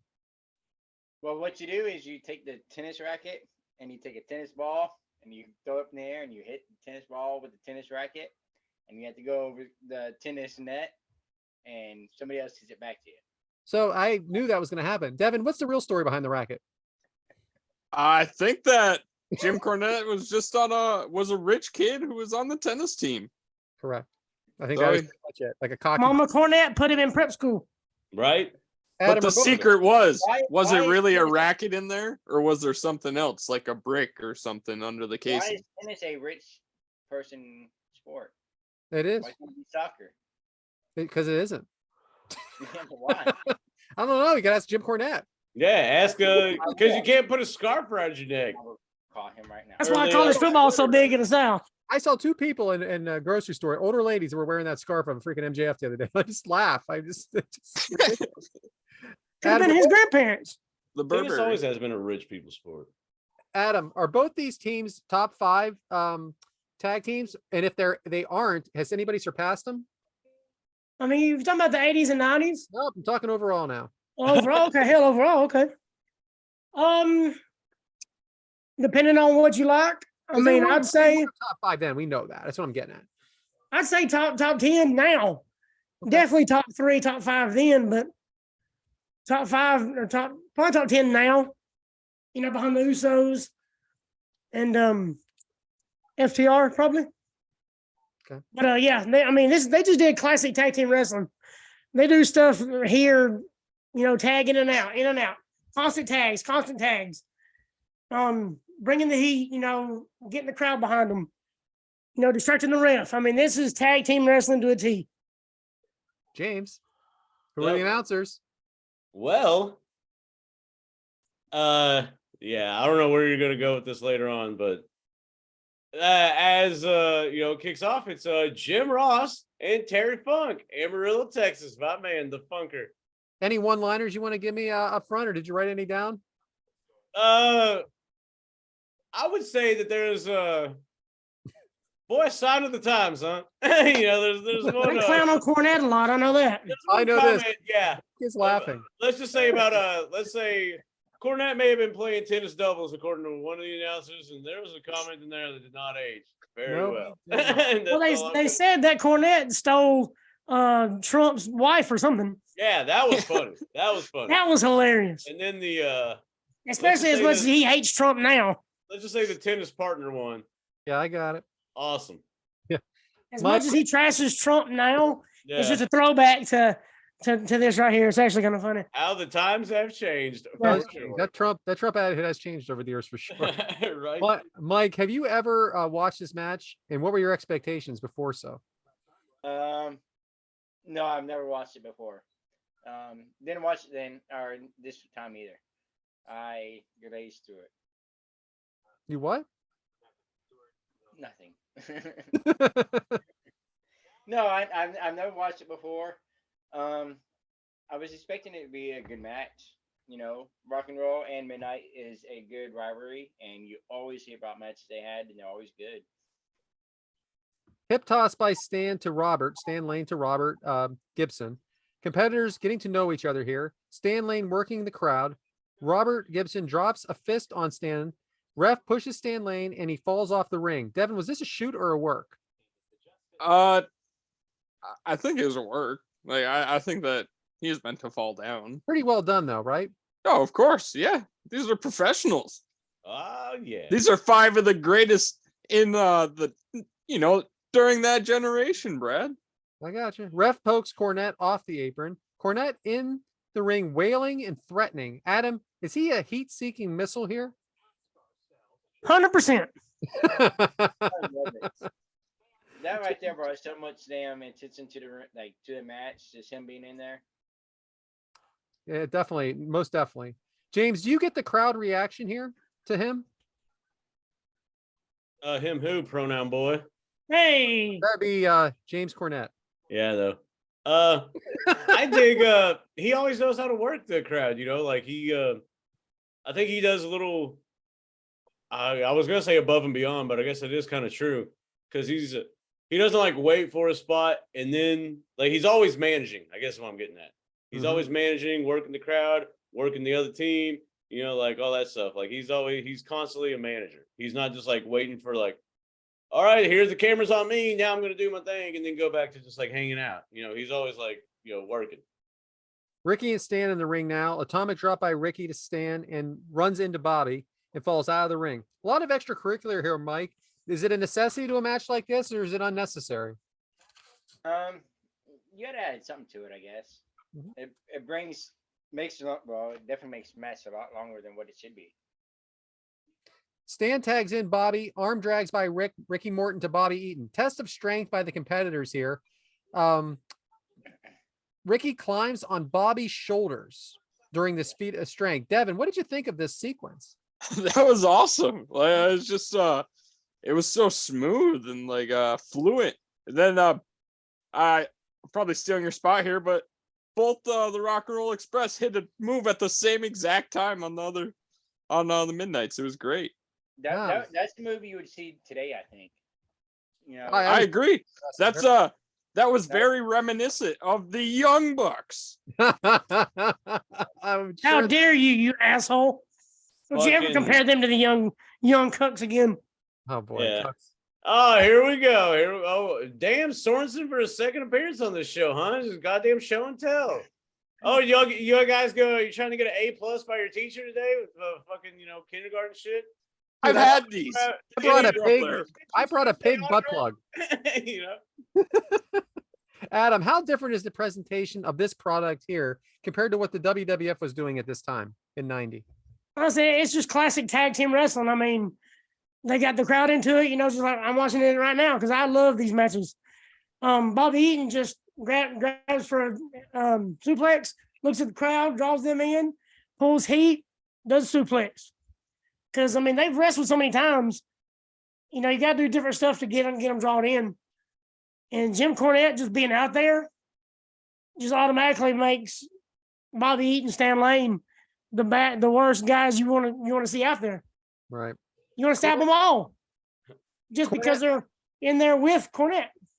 Speaking of Cornette, on the rope, thrown into the ring again, he's punched by Robert and takes a bump.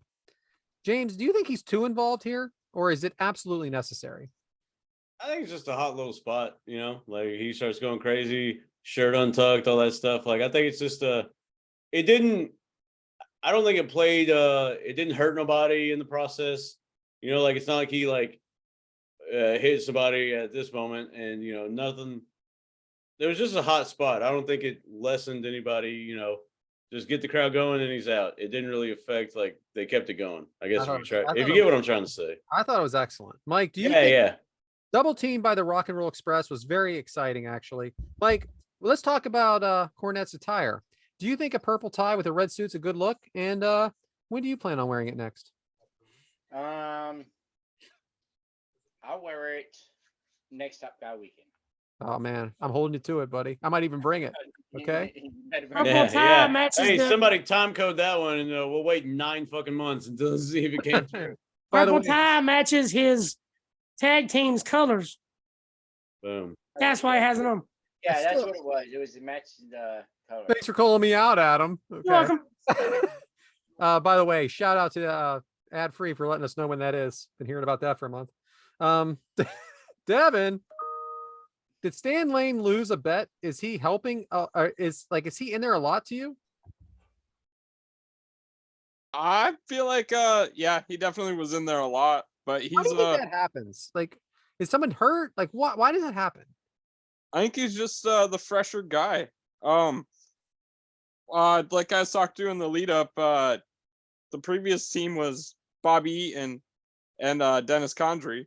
So Stan Lane was the younger guy who's been teaming with Bobby Eaton here since they've been in the WCW. And I just feel like he was in there more. I really don't know if there's a reason behind it. I was just curious if you knew anything. Adam, you already stole my thunder on this. There are 5 tag team matches on this show. What's the strategy here? Why so many? Dick. The tag team wrestling was big back then. Great. Remember, this was supposed to be Sting's crowning achievement, and he got injured. So maybe they just kind of like, well, shit. If we can't give him Sting, then Are y'all doing anything? All right, we need you on this card. Are y'all doing? Hey, we know y'all wrestle, for like the past 8 years, 10 years. We're gonna So need what to again, for this. Like, What about the spot between the referee and Jim Cornette Tell us about that. when they try to fight each other? Are you asking me? Well, just in general, I seem like we skipped over it. I 'Cause don't, Jim Cornette comes in, with Midnight Express, and Rock and Roll was trying to get the referee hyped up, so the ref versus Jim Cornette almost popped off.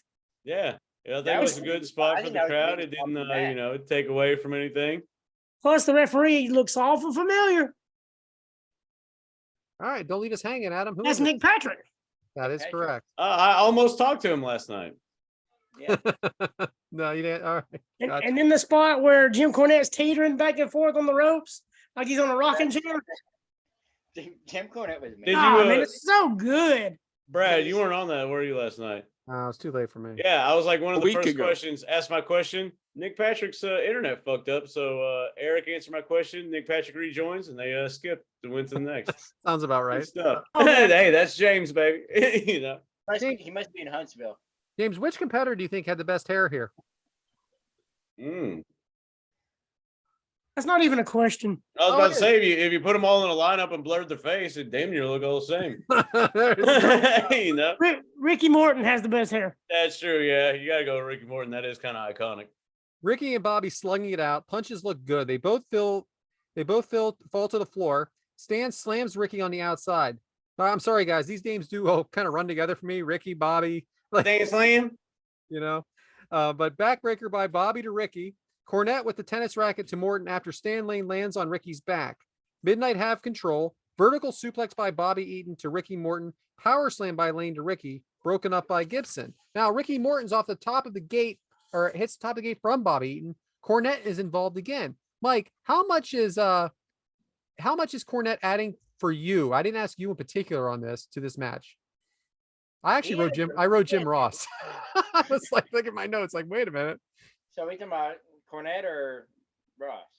I'm actually. The one that was in this match. Yeah. Cornette brings a lot to it. Like just his interaction with everything. I think it brings so much more into it. I think the fans are more hyped up about a lot of the stuff that he does than the match itself. I think the spots are perfect with him. Ricky Morton has the match won, but the ref is distracted by Cornette. Stan Lane breaks it up with a kick to the head. Tag made to Stan. Neck breaker to Ricky Morton. Where's the momentum shifting to right now, Devyn? Who do you think is going to win this match? I thought honestly, I thought the Midnights were going to try to sneak away with this somehow. I can't agree more. Bobby Eaton in the ring, slugging it out. Ricky Morton. Adam, has Ricky been taking the brunt of this at this point? Yeah, he took way too much of this match. That's one of the only things I didn't like about the match was Ricky Morton was in way too long for a tag match. And they could have got the hot tag, 4 or 5 minutes sooner, made it like a little quicker match, but he did take too much of the offense from the Midnight Express. And that's exactly what I was getting at. Bobby Eaton working on the arm of Ricky Morton. James, has this gone on too long at this point to you? I would agree. Yeah. It was almost like that 4 to 5 minutes that you just said, Adam. 4 to 5 minutes in wrestling is like an hour. I mean, that's a long time. And Jim Ross said that Ricky Morton was in the ring for over 10 minutes.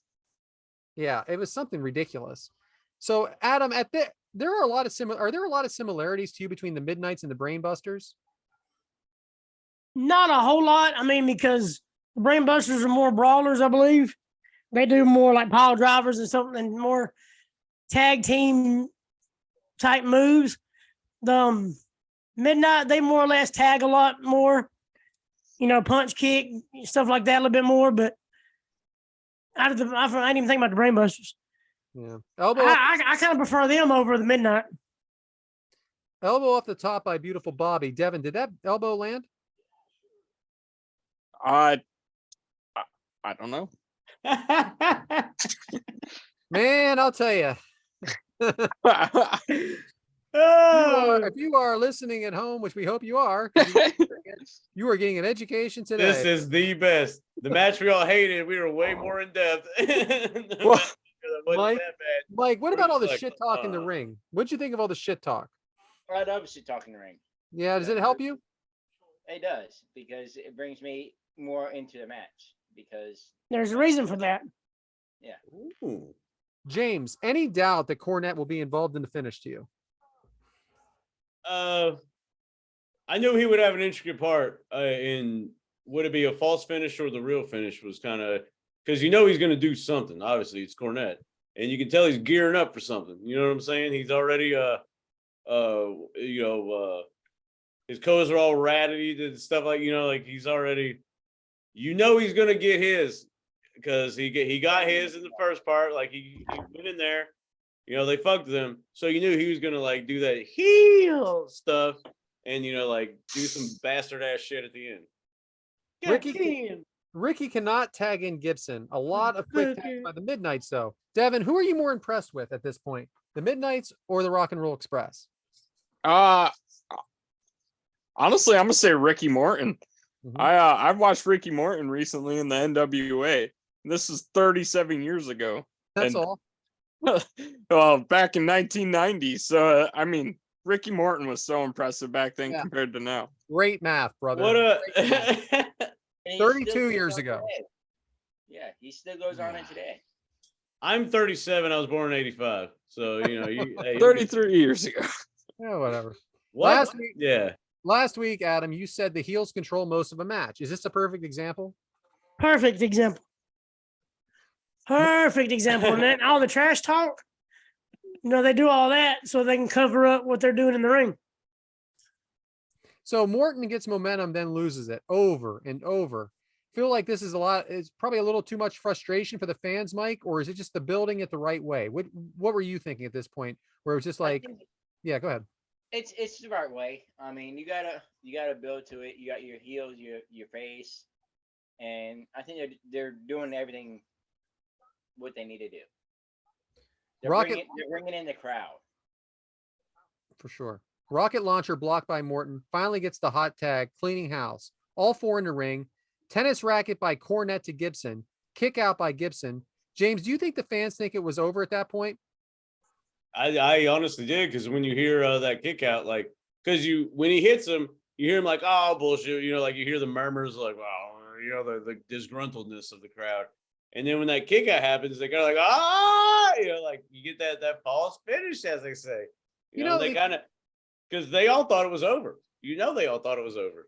And as wrestling fans, I don't like the smart fans like us that really watch it. We know when it's over normally.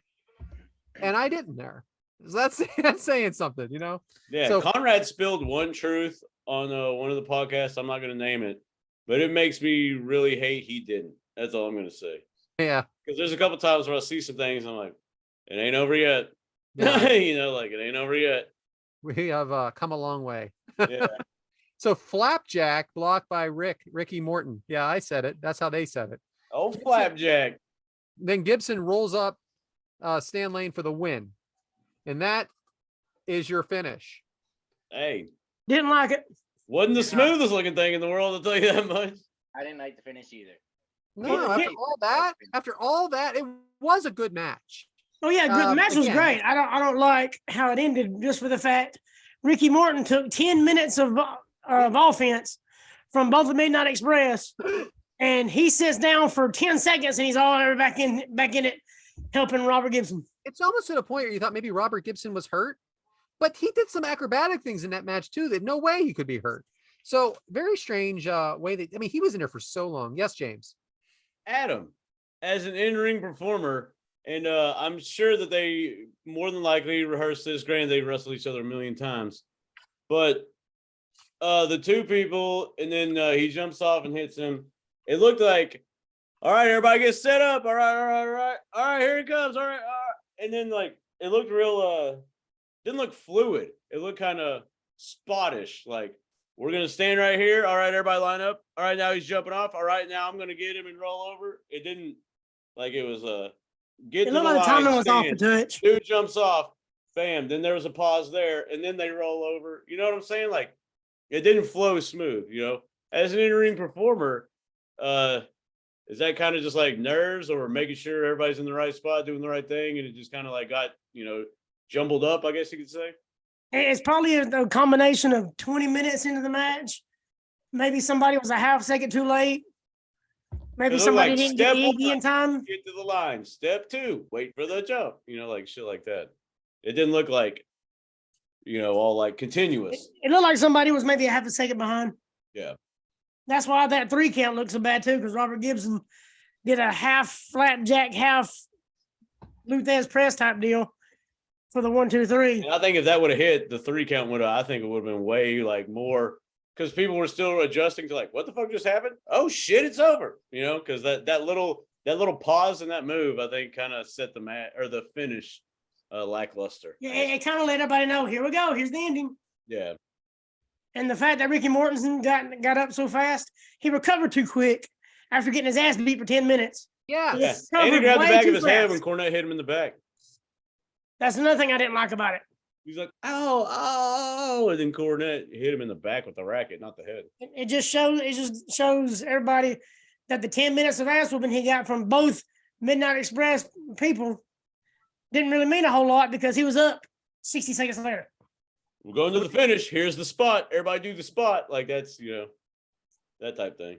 So It's kind of like they almost got told, like it's almost like they got told to go home, kind of out of the blue almost. Yeah, maybe. Who knows? We did get one question, guys, from RJ. Why don't you think the Midnight Express is in the Hall of Fame?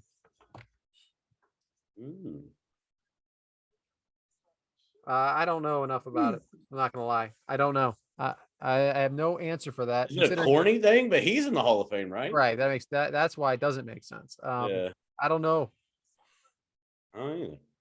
Any That's a other- damn good question. Yeah, it is. So we'll put that out on Twitter. Is there a contractual dispute or something behind the scenes that we don't know? Because it could have been one of those deals too. Were any of the Midnights ever in the WWF? Bobby Eaton. Oh yeah. So he's in the Hall of Fame though, correct? As individual performer? I'd have to check that. I don't know. Yeah. Hell, they'll let us know. Hey, we'll get back to you on that next episode when Brad does his correction thing. I wonder if it has to do because there's so many iterations of the Midnight Express. There's a lot of iterations of the Four Horsemen too. Well, you can't really say, Midnight Express Hall of Fame because you're talking about, Stan Lane, or you're talking about Bobby Eaton, you're talking about Dennis Condrey. Then you're also going to think about, Bob Holly and Bart Gunn. They were the new Midnight Express. No. All right. But but the Four Horsemen, I mean, who was all inducted? It was not Ole. Yeah. Because Ole's got heat. That's a good question. And later on this week, I'll hit up Triple H and ask him. Yeah, for sure. Yeah. sure. Yeah, we'll have Triple H on next week, and be sure to write down one of those questions so we can ask him. Yeah. That actually wouldn't be a bad question to ask Cornette, like send it in to the drive-through. True. I think you're going to see some Hall of Famers this year that maybe we been wanting for a long time. Hopefully. I think at least one. I think One of the wonders of the world, or is that what you're saying? I'm hoping that, man. I I'm would pushing really, for that on- hey, the crew is behind that. I'm China. Hey, pushing for her on Twitter. hashtag China Hall of Fame. I don't know what we need to do, but let's get this shit going. But I think your guarantee is Lex. Oh. I mean, they Okay. made the documentary. Yeah. It's a WWE documentary. It's not just Yeah. a documentary. I think he's your headliner. That's probably fair. That could be. All right, I found something online. It says one explanation why the Midnight Express hasn't been inducted in the Hall of Fame because WWE doesn't think its fan base cares or is aware of the tag team wrestling from NWA or the Jim Crockett promotions from 1980. What do you Shout out to read? WHW for rekindling a lot of that too. Yeah, I don't agree with that at all. I don't agree I don't with either, that no. one bit. That is No. the stupidest I shit mean, of all think time. of the people they put into the Hall of Fame that probably people don't care. That's what I'm saying. People know Rock that and Roll tag Express team. is in the Hall of Fame. Would you Nobody say- knows that tag team. But hey, let's go ahead and put fucking Drew Carey's ass in there. Like, Oh, So don't- I It can sounds like understand. something- It does sound like something Vince McMahon would do, though. I can understand it from Vince McMahon's perspective of who the hell are these tag team guys? Well, They've never done anything in He has been WWE. that talk about it all the time. But it's not up to Vince anymore. Well, that we know. Listen. I think Right it's up now. to Triple H now. So I think Yeah, that 'cause we'll have a lot. Michael Hayes and them, they're in the Hall of Fame, ain't they? Yeah. Freebirds? Yeah, Freebirds. Freebirds are in there. That's true. They're from the in there. 80s. They're in there. What about the Horsemen? Like they're not. We're talking about Flair and on Anderson, though. We're talking. Hey, do you think Triple H will induct Terra Rising? Oh, hopefully. Hopefully they're the headliners for this year. Hope they get the skyscrapers. Are the Rock and Roll Express in the Hall of Fame? Yes. Okay. Yeah, that was recent too, though. That's what's funny. It wasn't that long ago. Yeah, it was 2-3 years ago. I just don't buy that reason that the fan base doesn't care. I That don't makes know. no sense. That's But that kind of sounds like like a Vince McMahon. conundrum in itself. Like they're fans that want it. Well, they don't know them. Every couple years, there's someone I never heard of that's being inducted. Oh, 1,000%. They only had what, 5 or 6 people every year? Yeah. Shit, nowadays it's getting like 10 or 12. Yeah, I don't know. I know that last year, the COVID year, the year after COVID, they did both years. Yeah, that sucked too because they had no crowd. No crowd. Man, I never want to see No that. crowd for the NWO Hall of Fame induction. No crowd. But you know what? It was like we needed something. I don't get it. No crowd for Bischoff. Mm. Yeah. All right. Back Randy Rose, Dennis Condrey, and Norville Austin. They were the first Midnight Express. But yeah. You say Mandy Rose? No, It sounded like he said that. Randy. So we're done with this match, right? Yeah. Because now we're just We're done. filibustering. Yeah, now we're just talking like we are. We're just sitting in front of each Exactly. other, having a conversation. Well, hey, Wrestlewar 90 wild thing was supposed to be Sting's deal. We all know he got injured at whatever that pay-per-view was. Hell, somebody will correct it, or Brad will next week. But I think the mood of the pay-per-view may have been down a little bit, but hey, this is like the 3rd or 4th match on the card. Why not get him out there and try to rekindle some type of magic, obviously. And, not bad. Thank you to Bober. Who did that? Bober? RJ. Okay. Bober and RJ. Yeah, shout out to Bober. I know he takes a lot of heat on this show. One of my homies. Shout out to Bober. Shout out to RJ. I'll give all the heat. The heat y'all give Bober, I'll give that to RJ. Fuck the Bills. But yeah, that being said, I love that match as we all did.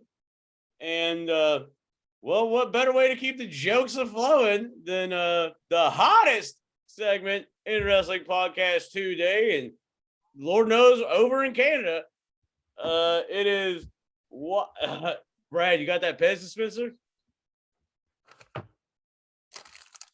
It is Waka, waka, waka. with Adam. So Adam, take it away.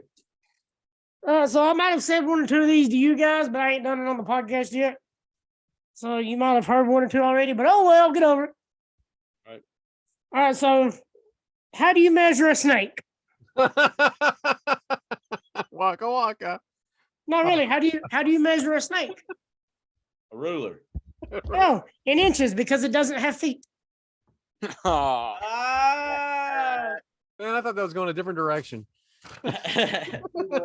Well, how I measure my snake is with a magnifying glass. Yeah, that's what Brad was telling us.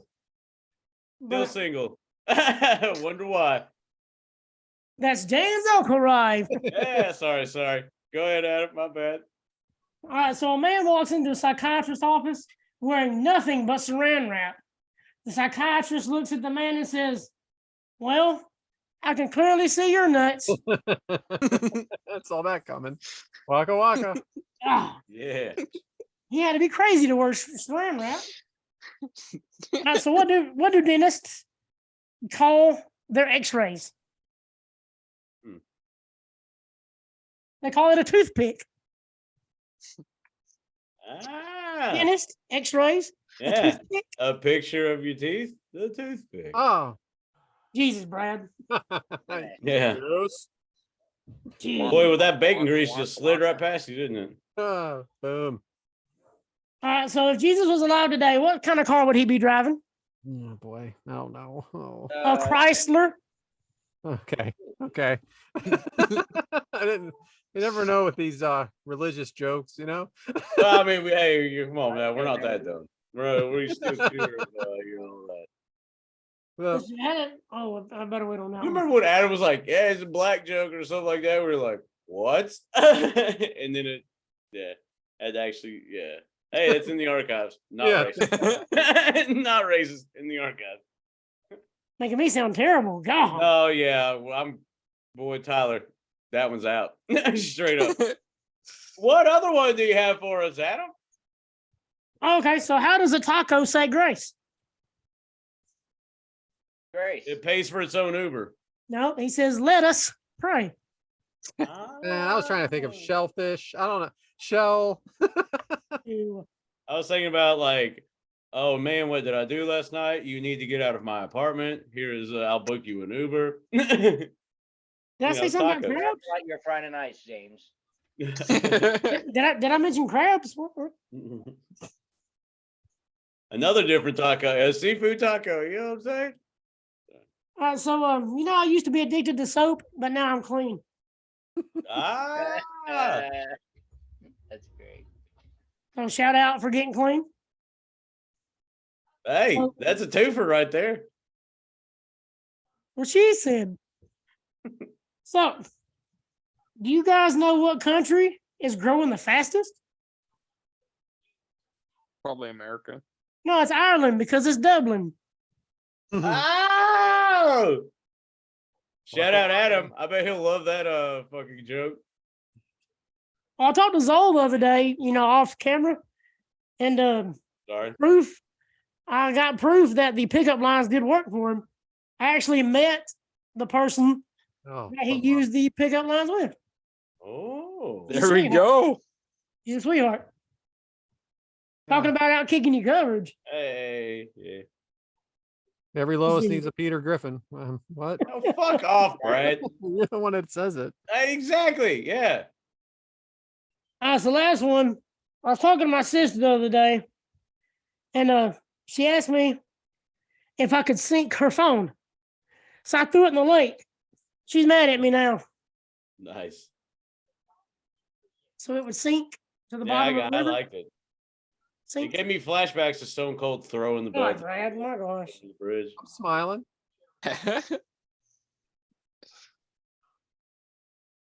And Oh, no, I can't do that one. No. Yeah, let's just save these for a day where I'm not recording. I'd tell y'all a couple of these off air. But I still think the psychiatrist one, because you got to be crazy to walk in with saran wrap. the squirrel shot, I mean, dude had to and be then nuts. the nuts thing. You can He clearly had to be see. nuts. On the same hot dog. Hot dog. You don't put ketchup and mustard on the same hot dog. I don't give a damn what you say.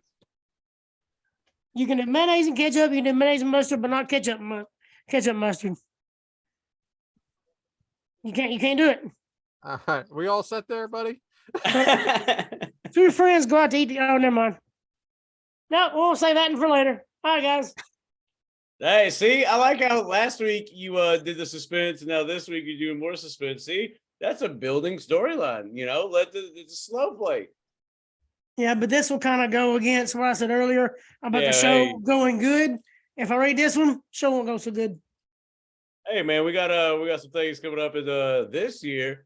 So if we have to digress a little bit, it's not bad. And plus, y'all did hear about the kidnapping, right? Did y'all hear about the kidnapping at school?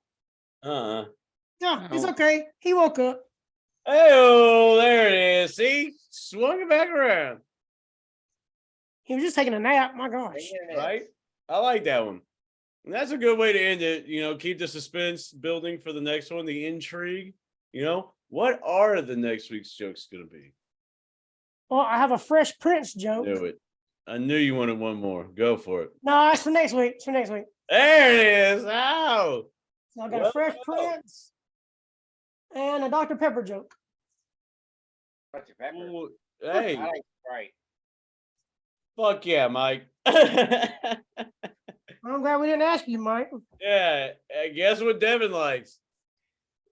You know? Yeah, Yeah, the whole some- goddamn TikTok video about What? it. Hilarious There's stuff. about Nitro Pepsi and Sammy Guevara. Nitro Pepsi. Hey, well, thank you, Adam, for the waka waka waka. And I have a great hippo joke for next week. Speaking of also. jokes, pretty much what we're turning into right now. So let's keep this trader rolling with who knows what this is going to be. Because would I rather, Brad? What we got going on this? All right, so guys, let's do some dirty ass would you rather. And I may have asked these before. I don't know. We're I gonna like find how out. Adam like censored his jokes, and then it's like, oh, we're gonna do some dirty ass. Would you rather? Would you rather have sex blindfolded or handcuffed? Devin, I know we've done both, right? Am I right? Same time, probably.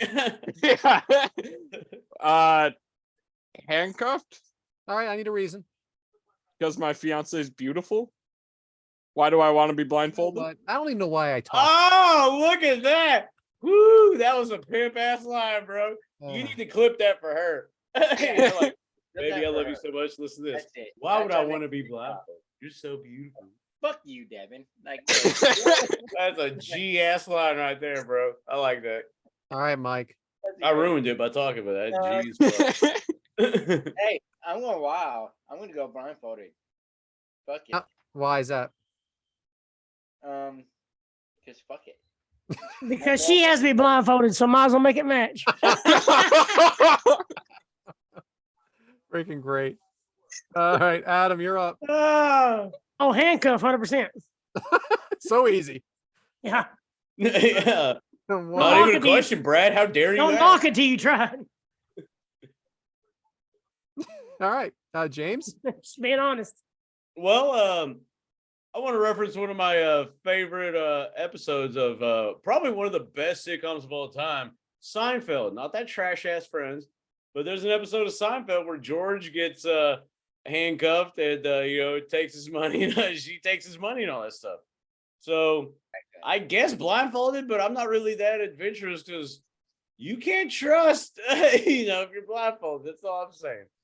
But if I had to pick, I don't want to be. Actually, wait a second. I'm broke, so they wouldn't steal anything. So maybe handcuffed to be my way to go.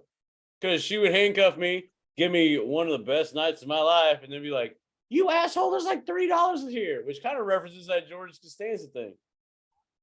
So, I don't know, man. That's a good one. Both, but separate. If I have money, blindfold.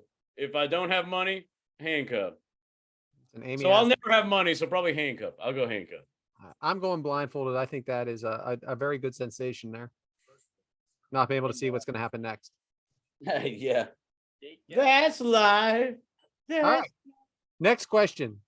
Would you rather never be able to masturbate again or never be able to eat solid foods again? Devin. Man, what would you have done all day, huh? Never masturbate again because Well, I have a otherwise you get beautiful married. ass fiance.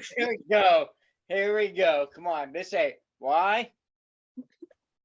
Because I But have hey, a when you get beautiful ass married, you're gonna fiance. need to masturbate again. Well, we'll cross You wanna- that bridge you when we wanna get to watch it. your words on that one. Steak tastes way too good to take up that option.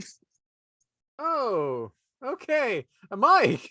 I don't know what you just said. Can't wait to. I think he said dick tastes way too cannot good. not eat my, Steak. Oh, steak. Oh, you said dick. What can you come up with? But always remember, Adam censored his shit. Always remember, Adam was like, I can't say that. We are explicit, right, Mike? Or even Yeah, fucking. exactly. I'm going masturbating. You're giving up masturbating? Yeah, I can hire somebody. So, Wow. All right, hire Vince somebody when you can McMahon. do it for I gotta free. cook, Or I you gotta have your eat. significant other do it for you, huh? I mean, I don't know what that is. All right, Adam. So when you say give up solid foods, like, is there an example of what solid food you're talking about? All solid food. So you basically can have soup, Food can I eat? like energy drinks, protein drinks. You have solid food, but put it in a blender. Yeah, Ah, no longer solid. change the game. Oh yeah, Ray. nothing like a steak shake. Yeah, Right. Well, no. I Hey, mean, what about are we chili? talking about? Okay, chili. What is I chili? think chili's a fine line there. I think that is that we might have to get a vote on that. Because dude, I soup, think like it's if you have just the soup, fact like what that if you have like stew with No, chunks no of stew. I'm potatoes? saying no. I'm saying you got to take all that meat out. You gotta mush it. Then chili's out of the question too. Then Yeah, I what are think you you eating? Goddamn tomato bisque every day? Like what are we talking about here? This sucks, bro. That's what makes the game hard. I'm wrong It with is that. Adam's answer. I'm eating. Yeah, this is a little trickier. I'd probably give up masturbating because I'm sure I could get somebody to do it for me. Exactly. Yeah, I agree. What do you got, James? The biggest setup of all time, I guess, is what I got. If you can't have soup with solid like things in it, then I can't believe I'm gonna actually do this on camera. They had a snowball's chance in hell I'm giving up masturbation. Straight up. I'm not saying that sounds terribly as I don't mean it like, it's not like I need to go to rehab or, it's not like I'm a close stand up straight like some of our listeners. I made that joke. Don't feel bad. I was addicted to soap. Don't worry about it. But no, I'm just saying I'm like, clean now. let's be real here. Y'all all had the same pretty much answer. I'd find somebody to do it. I'd find somebody to do it. I'd find somebody to do it. Guess who probably won't? So you're gonna be hard pressed to see me give that up. And my God, I hope my family never listens to this episode. Well, I promise your dad is. Oh, 100%. He would probably say the same thing. Well, duh, son, you're single. I'm just not But, giving up. I ain't giving up. Hey, because here's the thing. I would have a very harder time to find someone. This is terrible. Yeah. I can't it's harder for me to find someone to do it than y'all. You know what I'm saying? So yeah, I get why y'all would give it up. Or somebody else do it for me. I don't. So Well, listen, I'm eating tomato bisque every day. Bring it on. That's not my reason. I'm just not giving up food. Period. I'm not giving up food. Food's like top 3 of everything I do. Well, here's the thing though. You gotta think about this though. So let's say I'm not going out to eat I anymore. just eat non-solid foods all the time, probably get a little healthier, drop a little weight, and then bam, I find someone to do it for me. Bam, we're back on with steak and potatoes, James. I'm gonna tell you what, James. It's a 8:30 long at night. con. 8:30 at night. You got this, right? And then you haven't eaten in a week. Real food. And you got that food. Those are some The person. tough Never mind. decisions. Tough decisions. I'm not gonna say that. I'm but- giving up Brad. masturbating, and not because anybody's doing it for me, just because I love food too much. Yes. So, Brad, Good, I'm gonna go good way topic, off Brad. subject on Good this one. topic. This is gonna come back and bite you so hard in the ass. I can't wait. Here in about 2 months. I hope it does. What do you want, Brad? What's your choice? Here in about 2 months, giving there's up gonna be my- some shit happen. This is gonna bite you hard. I need to eat. Okay.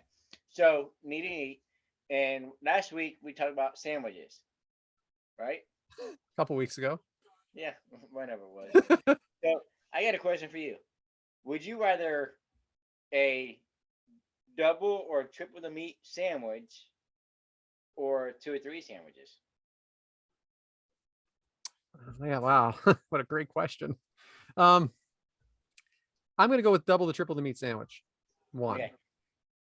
Hot or cold? I'm going cold. The meat. Yes, Is- cold meat. Like a Cold meat. hoagie, submarine sandwich, whatever you guys call it. Sit down Yeah, south. yeah, whatever it is. Okay.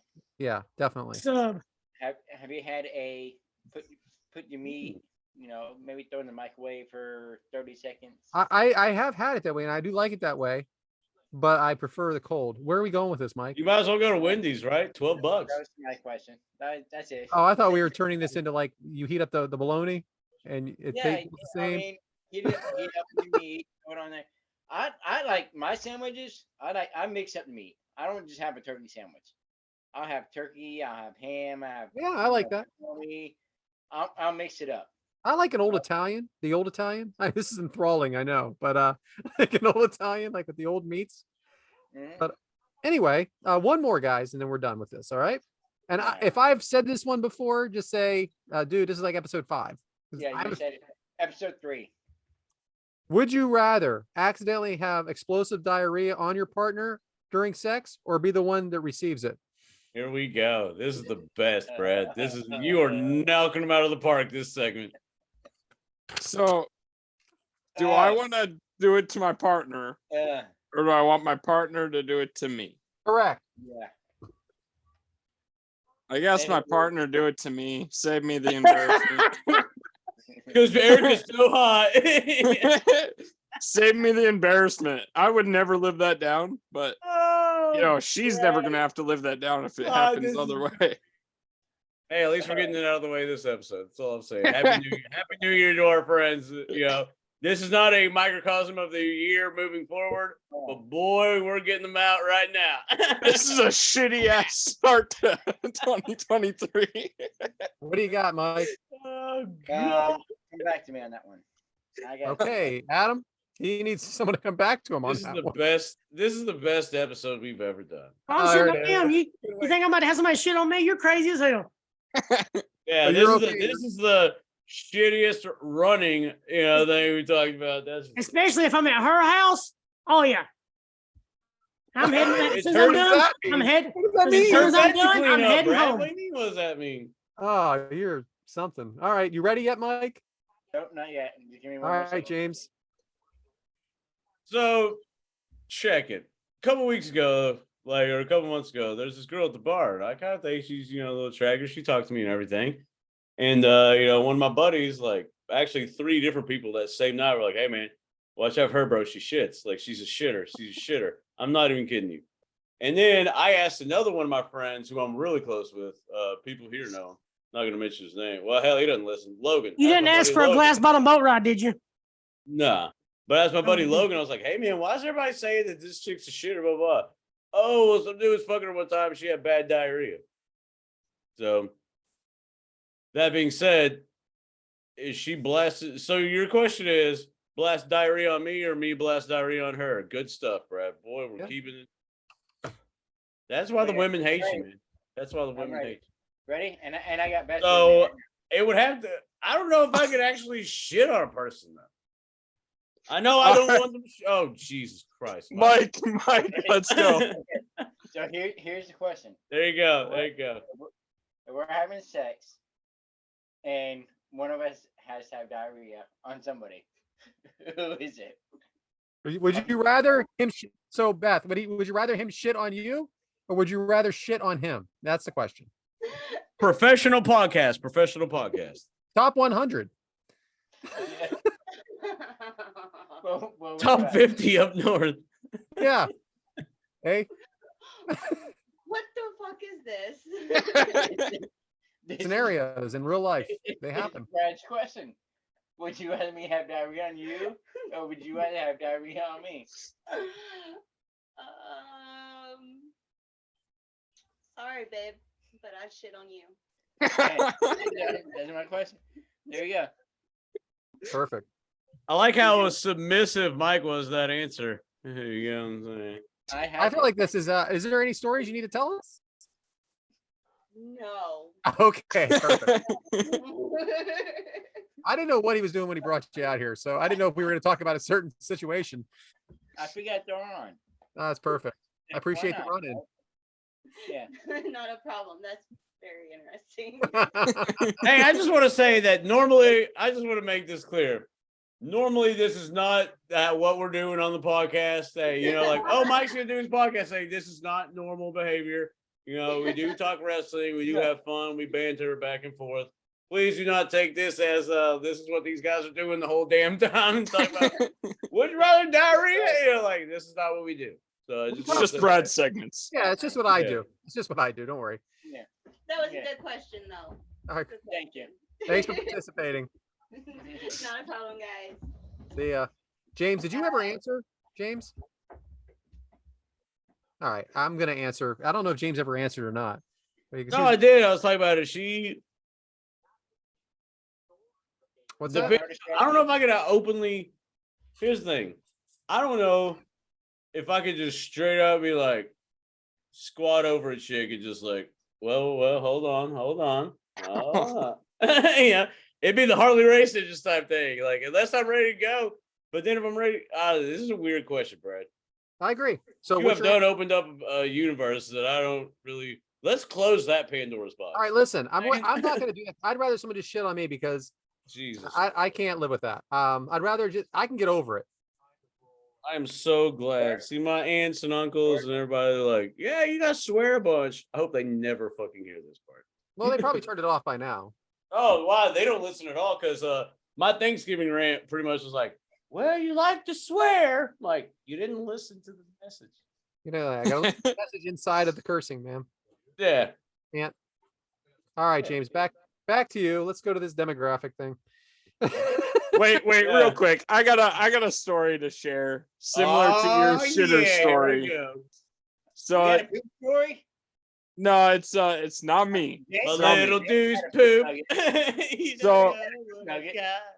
One of my old buddies, he was single, and he went to the bar, went out that night, met this girl, went back to her place, and they hooked up. Next morning, he comes back to my house. He's got this big wet spot on his leg. I'm like, dude, what's on your leg? He's like, I think I spilled beer or something. I'm like, no, dude, look at that spot. Look at the location of it. So like we look at it a little more, and he smells it, and he's like, dude, this smells like piss. So a couple weeks go by, it's like 2 weeks later, he goes back to the bar, sees that same exact girl, goes back to her place. That same girl, same scenario happens where he goes back to her place and, they have fun. The next morning, he wakes up covered in piss. Finds out she pisses to bed when she drinks. That was his final meetup with old Pissy Pants. Old pissy pants. There we go. And that is Devyn's demographic. No.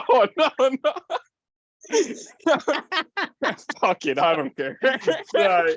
Oh man, that was set up so It's perfect. not like meeting a girl in a bar and pisses all over you. Well, thank you, Brad. Would we rather? I'd rather not.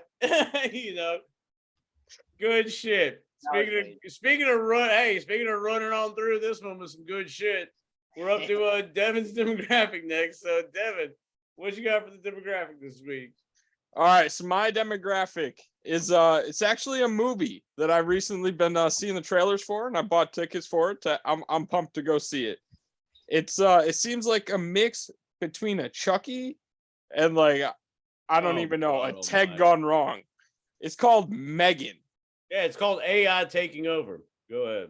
It looks insane. It's this single mom who crafts this AI doll to befriend her single daughter, an only child, and the AI just goes overprotective and seems to go on a killing spree. I'm pumped to see it. It seems like it's gonna be a hell of a movie. And, It's the beginning of Skynet, dude. They're taking over. It's Terminator. they really could though. Like that's They can. This shit is Devyn, real. they shoot now. No, So this one takes all your feelings and like programs them and wants to be your friend. What if they're playing around, like you're playing dolls and it's like, hey, wouldn't it be funny if we killed our parents? Like, yeah, doll, that would, like, hey, let's make this bomb. Like, what do you mean this is a cool thing? Oh, let's give our kid a fucking robot that can automatically be smarter than everything on the planet. No, this is how AI takes over, man. Skynet is aware. If you're having AI like legitimate conversations, then hypothetically, this doll can like, oh hey, let's make this bomb. Boop, downloads it. I know how to do it. Let's go get some PVC pipes and let's go get some ammonia. Like all this stuff. This is not cool. This is how they're gonna take us over because we program them to kill us. This is Skynet's winning. iRobot. Well, I didn't realize that was gonna, pick at you so good much, premise James. for a movie. Never The know. movie seems like it's a hell of a movie. Never know who's gonna pop James. Oh man, Old James Z over there. LKOURI. Thank you. Yeah. No, Skynet's aware. Robots. We built robots to react and process things and all that stuff. We've built them to, you can shove them and they won't fall over. They can shoot with pinpoint accuracy. I mean, what are y'all not getting on this? Like, we made them to Because what if you have a robot that's just like, I don't think you're right, James. And I'm like, well, no, I am right. Like, well, I don't think you are. You know, like it has its own mind. It's not a submissive being. That's all I'm saying. I'm telling you, this artificial intelligence is going to be the end of us all. What's going to stop them from killing you? Well, my computer says I should kill you. Well, no. Well, sorry, you know, like it says here I should. Pow, dead.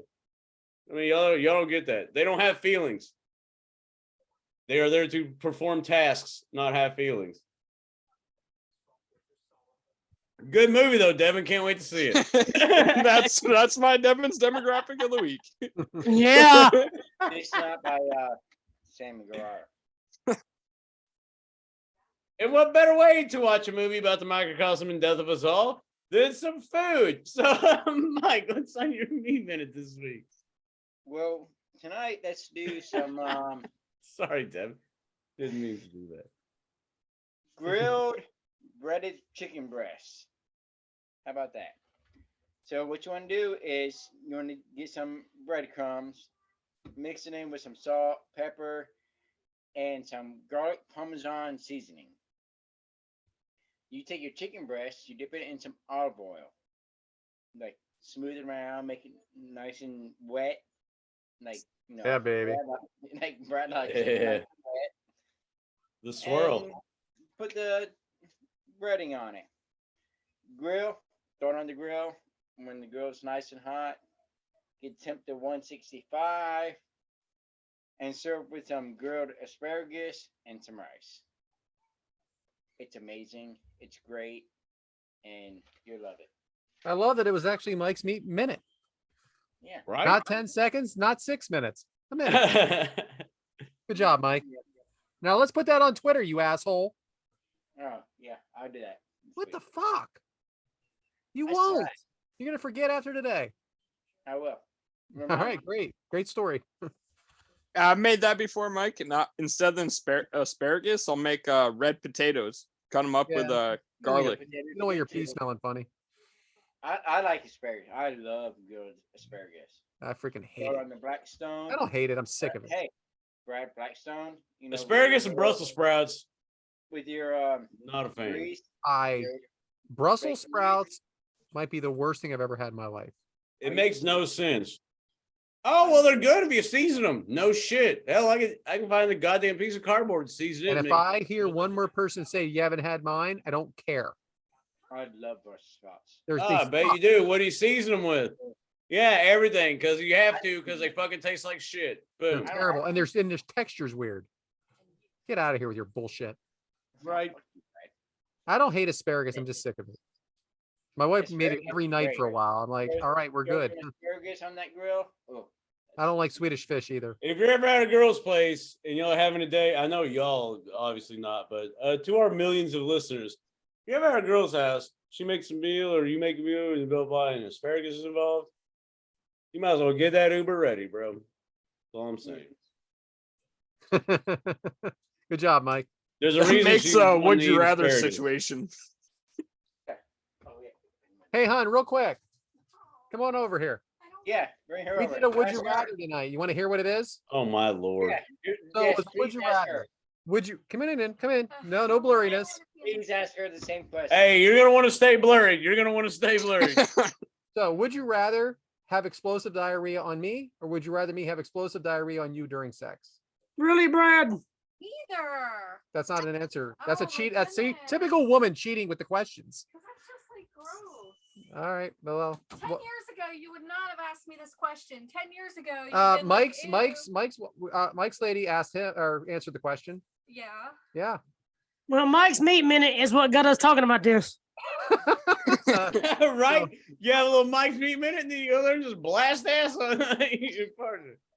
So we We want to know the answer. She has, This is she has the fucking awful. This All is right, so- awful. she's out. This is the worst. This is the hey, we're gonna keep it cordial for like Devyn, get so Eric so we're on getting there. it all out of the way. It's January. That's all I'm saying. Go ahead, Mike.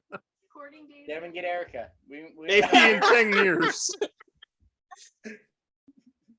All right. Maybe Be in 10 like, years I I'll ain't pull talking it. about last night. He was handcuffed in the bed and fucking chocolate fountain right all over him. We had to put tarp down, you know. Oh God. Y'all are wild. Oh boy. Hey Mike, so your chicken, you know, what are we is that all you had for us today? Yeah, that's it. My There God, was- what there are was we doing? something What are we about- doing next week? We got to get the fuck out of this episode. All What are right, we doing so next week? Mike, what are we doing next week? Next week, we got Andrew. He has Sting versus Vader, Super Bowl 3. Okay. And we have a special one from Brad. So this is going to be Tommy Dreamer. It's your show. Brad, pick one. Hey, shout out to our fans. Well, Tommy Dreamer versus Raven. Everyone will know what this is about. So anyway, Tommy Dreamer versus Raven, and we're going to go WrestlePalooza 1997. I am also going to do the build next week for the rivalry, but I'm going to do it reversed. We're going to do the build after the match because it will give too much away. Crazy times, right? Crazy times. 97. Build after the match, huh? By the way, if I would, WrestlePalooza 97 is on YouTube only. Not that anybody cares because they're already hearing it by then. A build after the match. Yeah. The rival build. It's just I'm gonna do a reverse way about it because it would give away too much. It'll make more sense next week. I hope a lot of things make more sense next week. Not gonna happen. Yeah. Welcome to the Kickout Crew, because we don't make sense. Right? Is that how we're doing it? We're sending it home like that. You can catch me at Adam_from_Bama. And I like how Adam's like, get me the fuck out of Yeah. this. I'm Brad at Yeah. Yes Man Brad on Twitter. No, That's don't RJ everybody try to reffing it up. slide their shit in. Thanks, RJ, reffing it up. You guys keep up the great work. Amazing work. All right, that was random. Thanks, Pat McAfee Show. Really like what you do out there. You know, love it, Pat McAfee Show. Shout out to Pondwater Dave. Pondwater Dave. What are we doing? Friends, I'm just putting over the ones that put us over. good friends of the show. And Amy hates Brad, so but you know, But I am don't also, think sad because 2 out of 3 ain't Brad. Boom. but still a supporter. Please, everybody watch the Pondwater Dave show and everybody Oh, yeah, watch. for sure. 100%. Well, I need to get myself the fuck up out of this. So, ladies and gentlemen, thank you for another exciting episode. I am at James Elkouri. You know, it is at in my name, JAMESELKOURI. And we are at Kickout Crew. You know, that is our name. So it's at Kickout Crew. Like to keep things simple for the people. Had a great time. Want to thank Allison for a run-in. That fucking shocked the shit out of me. And I hope that Shock everybody, me too. Fuck I hope the you. retention on this episode is good. You know, because we had a little shitty segment there for a little bit, but you know, we made sure that we slid on through to this one. And that's a bacon grease and diarrhea reference. Huh? Diarrhea reference. Whatever. Gotta get the fuck out of here. But yeah, you can follow us on you know, all of that stuff. You can check us out wherever you get your podcast. Please watch the video versions on YouTube because I think the reactions is what really you know, sets the tone. We do have you know, somebody else updating our TikTok and it's been very good. So follow that for the time being because you know. She'll go back to school. Exactly. Yeah, you got about like 2 days left. So, you know, all that stuff. And that's all I gotta say. Thanks again. I'll kick it to the guys to give their goodbyes. But yeah, hey, had a fun episode. And I guess I'll go to Devyn next because he's on the screen first. So Devyn, tell the people how they can reach you and how they can reach our TikTok, which surprisingly got better. So I'm Devyn Dowling at DevynD19 on Twitter, Instagram, Snapchat. Yeah, like you said, Brad's daughter Kendall, she made a couple TikToks for us real recently. It's been popping. It's been getting a lot of buzz on there. She's definitely way better than Tyler's ever been. Yeah. And, hey, Well, she yeah, needs to good make do one that. about the cold, Nice refreshing Pepsi. taste of natural life. Nice. Well, She's on it. well, yeah, I think this was a You hell of an realize you can't episode. watch every episode to get the Nitro Pepsi. I appreciate that. That's a lot of time and dedication. that She was we very don't excited- she do. was Very, very, very excited to do it. This was two matches I've never seen before today. This is two rivalries I was not familiar with. I mean, I've heard of both the rivalries, obviously, but never studied them before. And yeah, I think this is a great start to the year 2023. Right? Hell yeah, Devyn. Appreciate it. But I agree with you. Be yourself is all that you can be. Audio slave, Chris Cornell. That being said, I'll kick it to Mike next. Mike, tell the people how to reach you, and tell them about the exciting recipes you're going to post on Facebook or Twitter that we've I covered. put a bunch of recipes. Y'all send me some recipes at Whitaker1028 Because it's your show. Send them recipes because it's your show. I want to put your recipe on your show.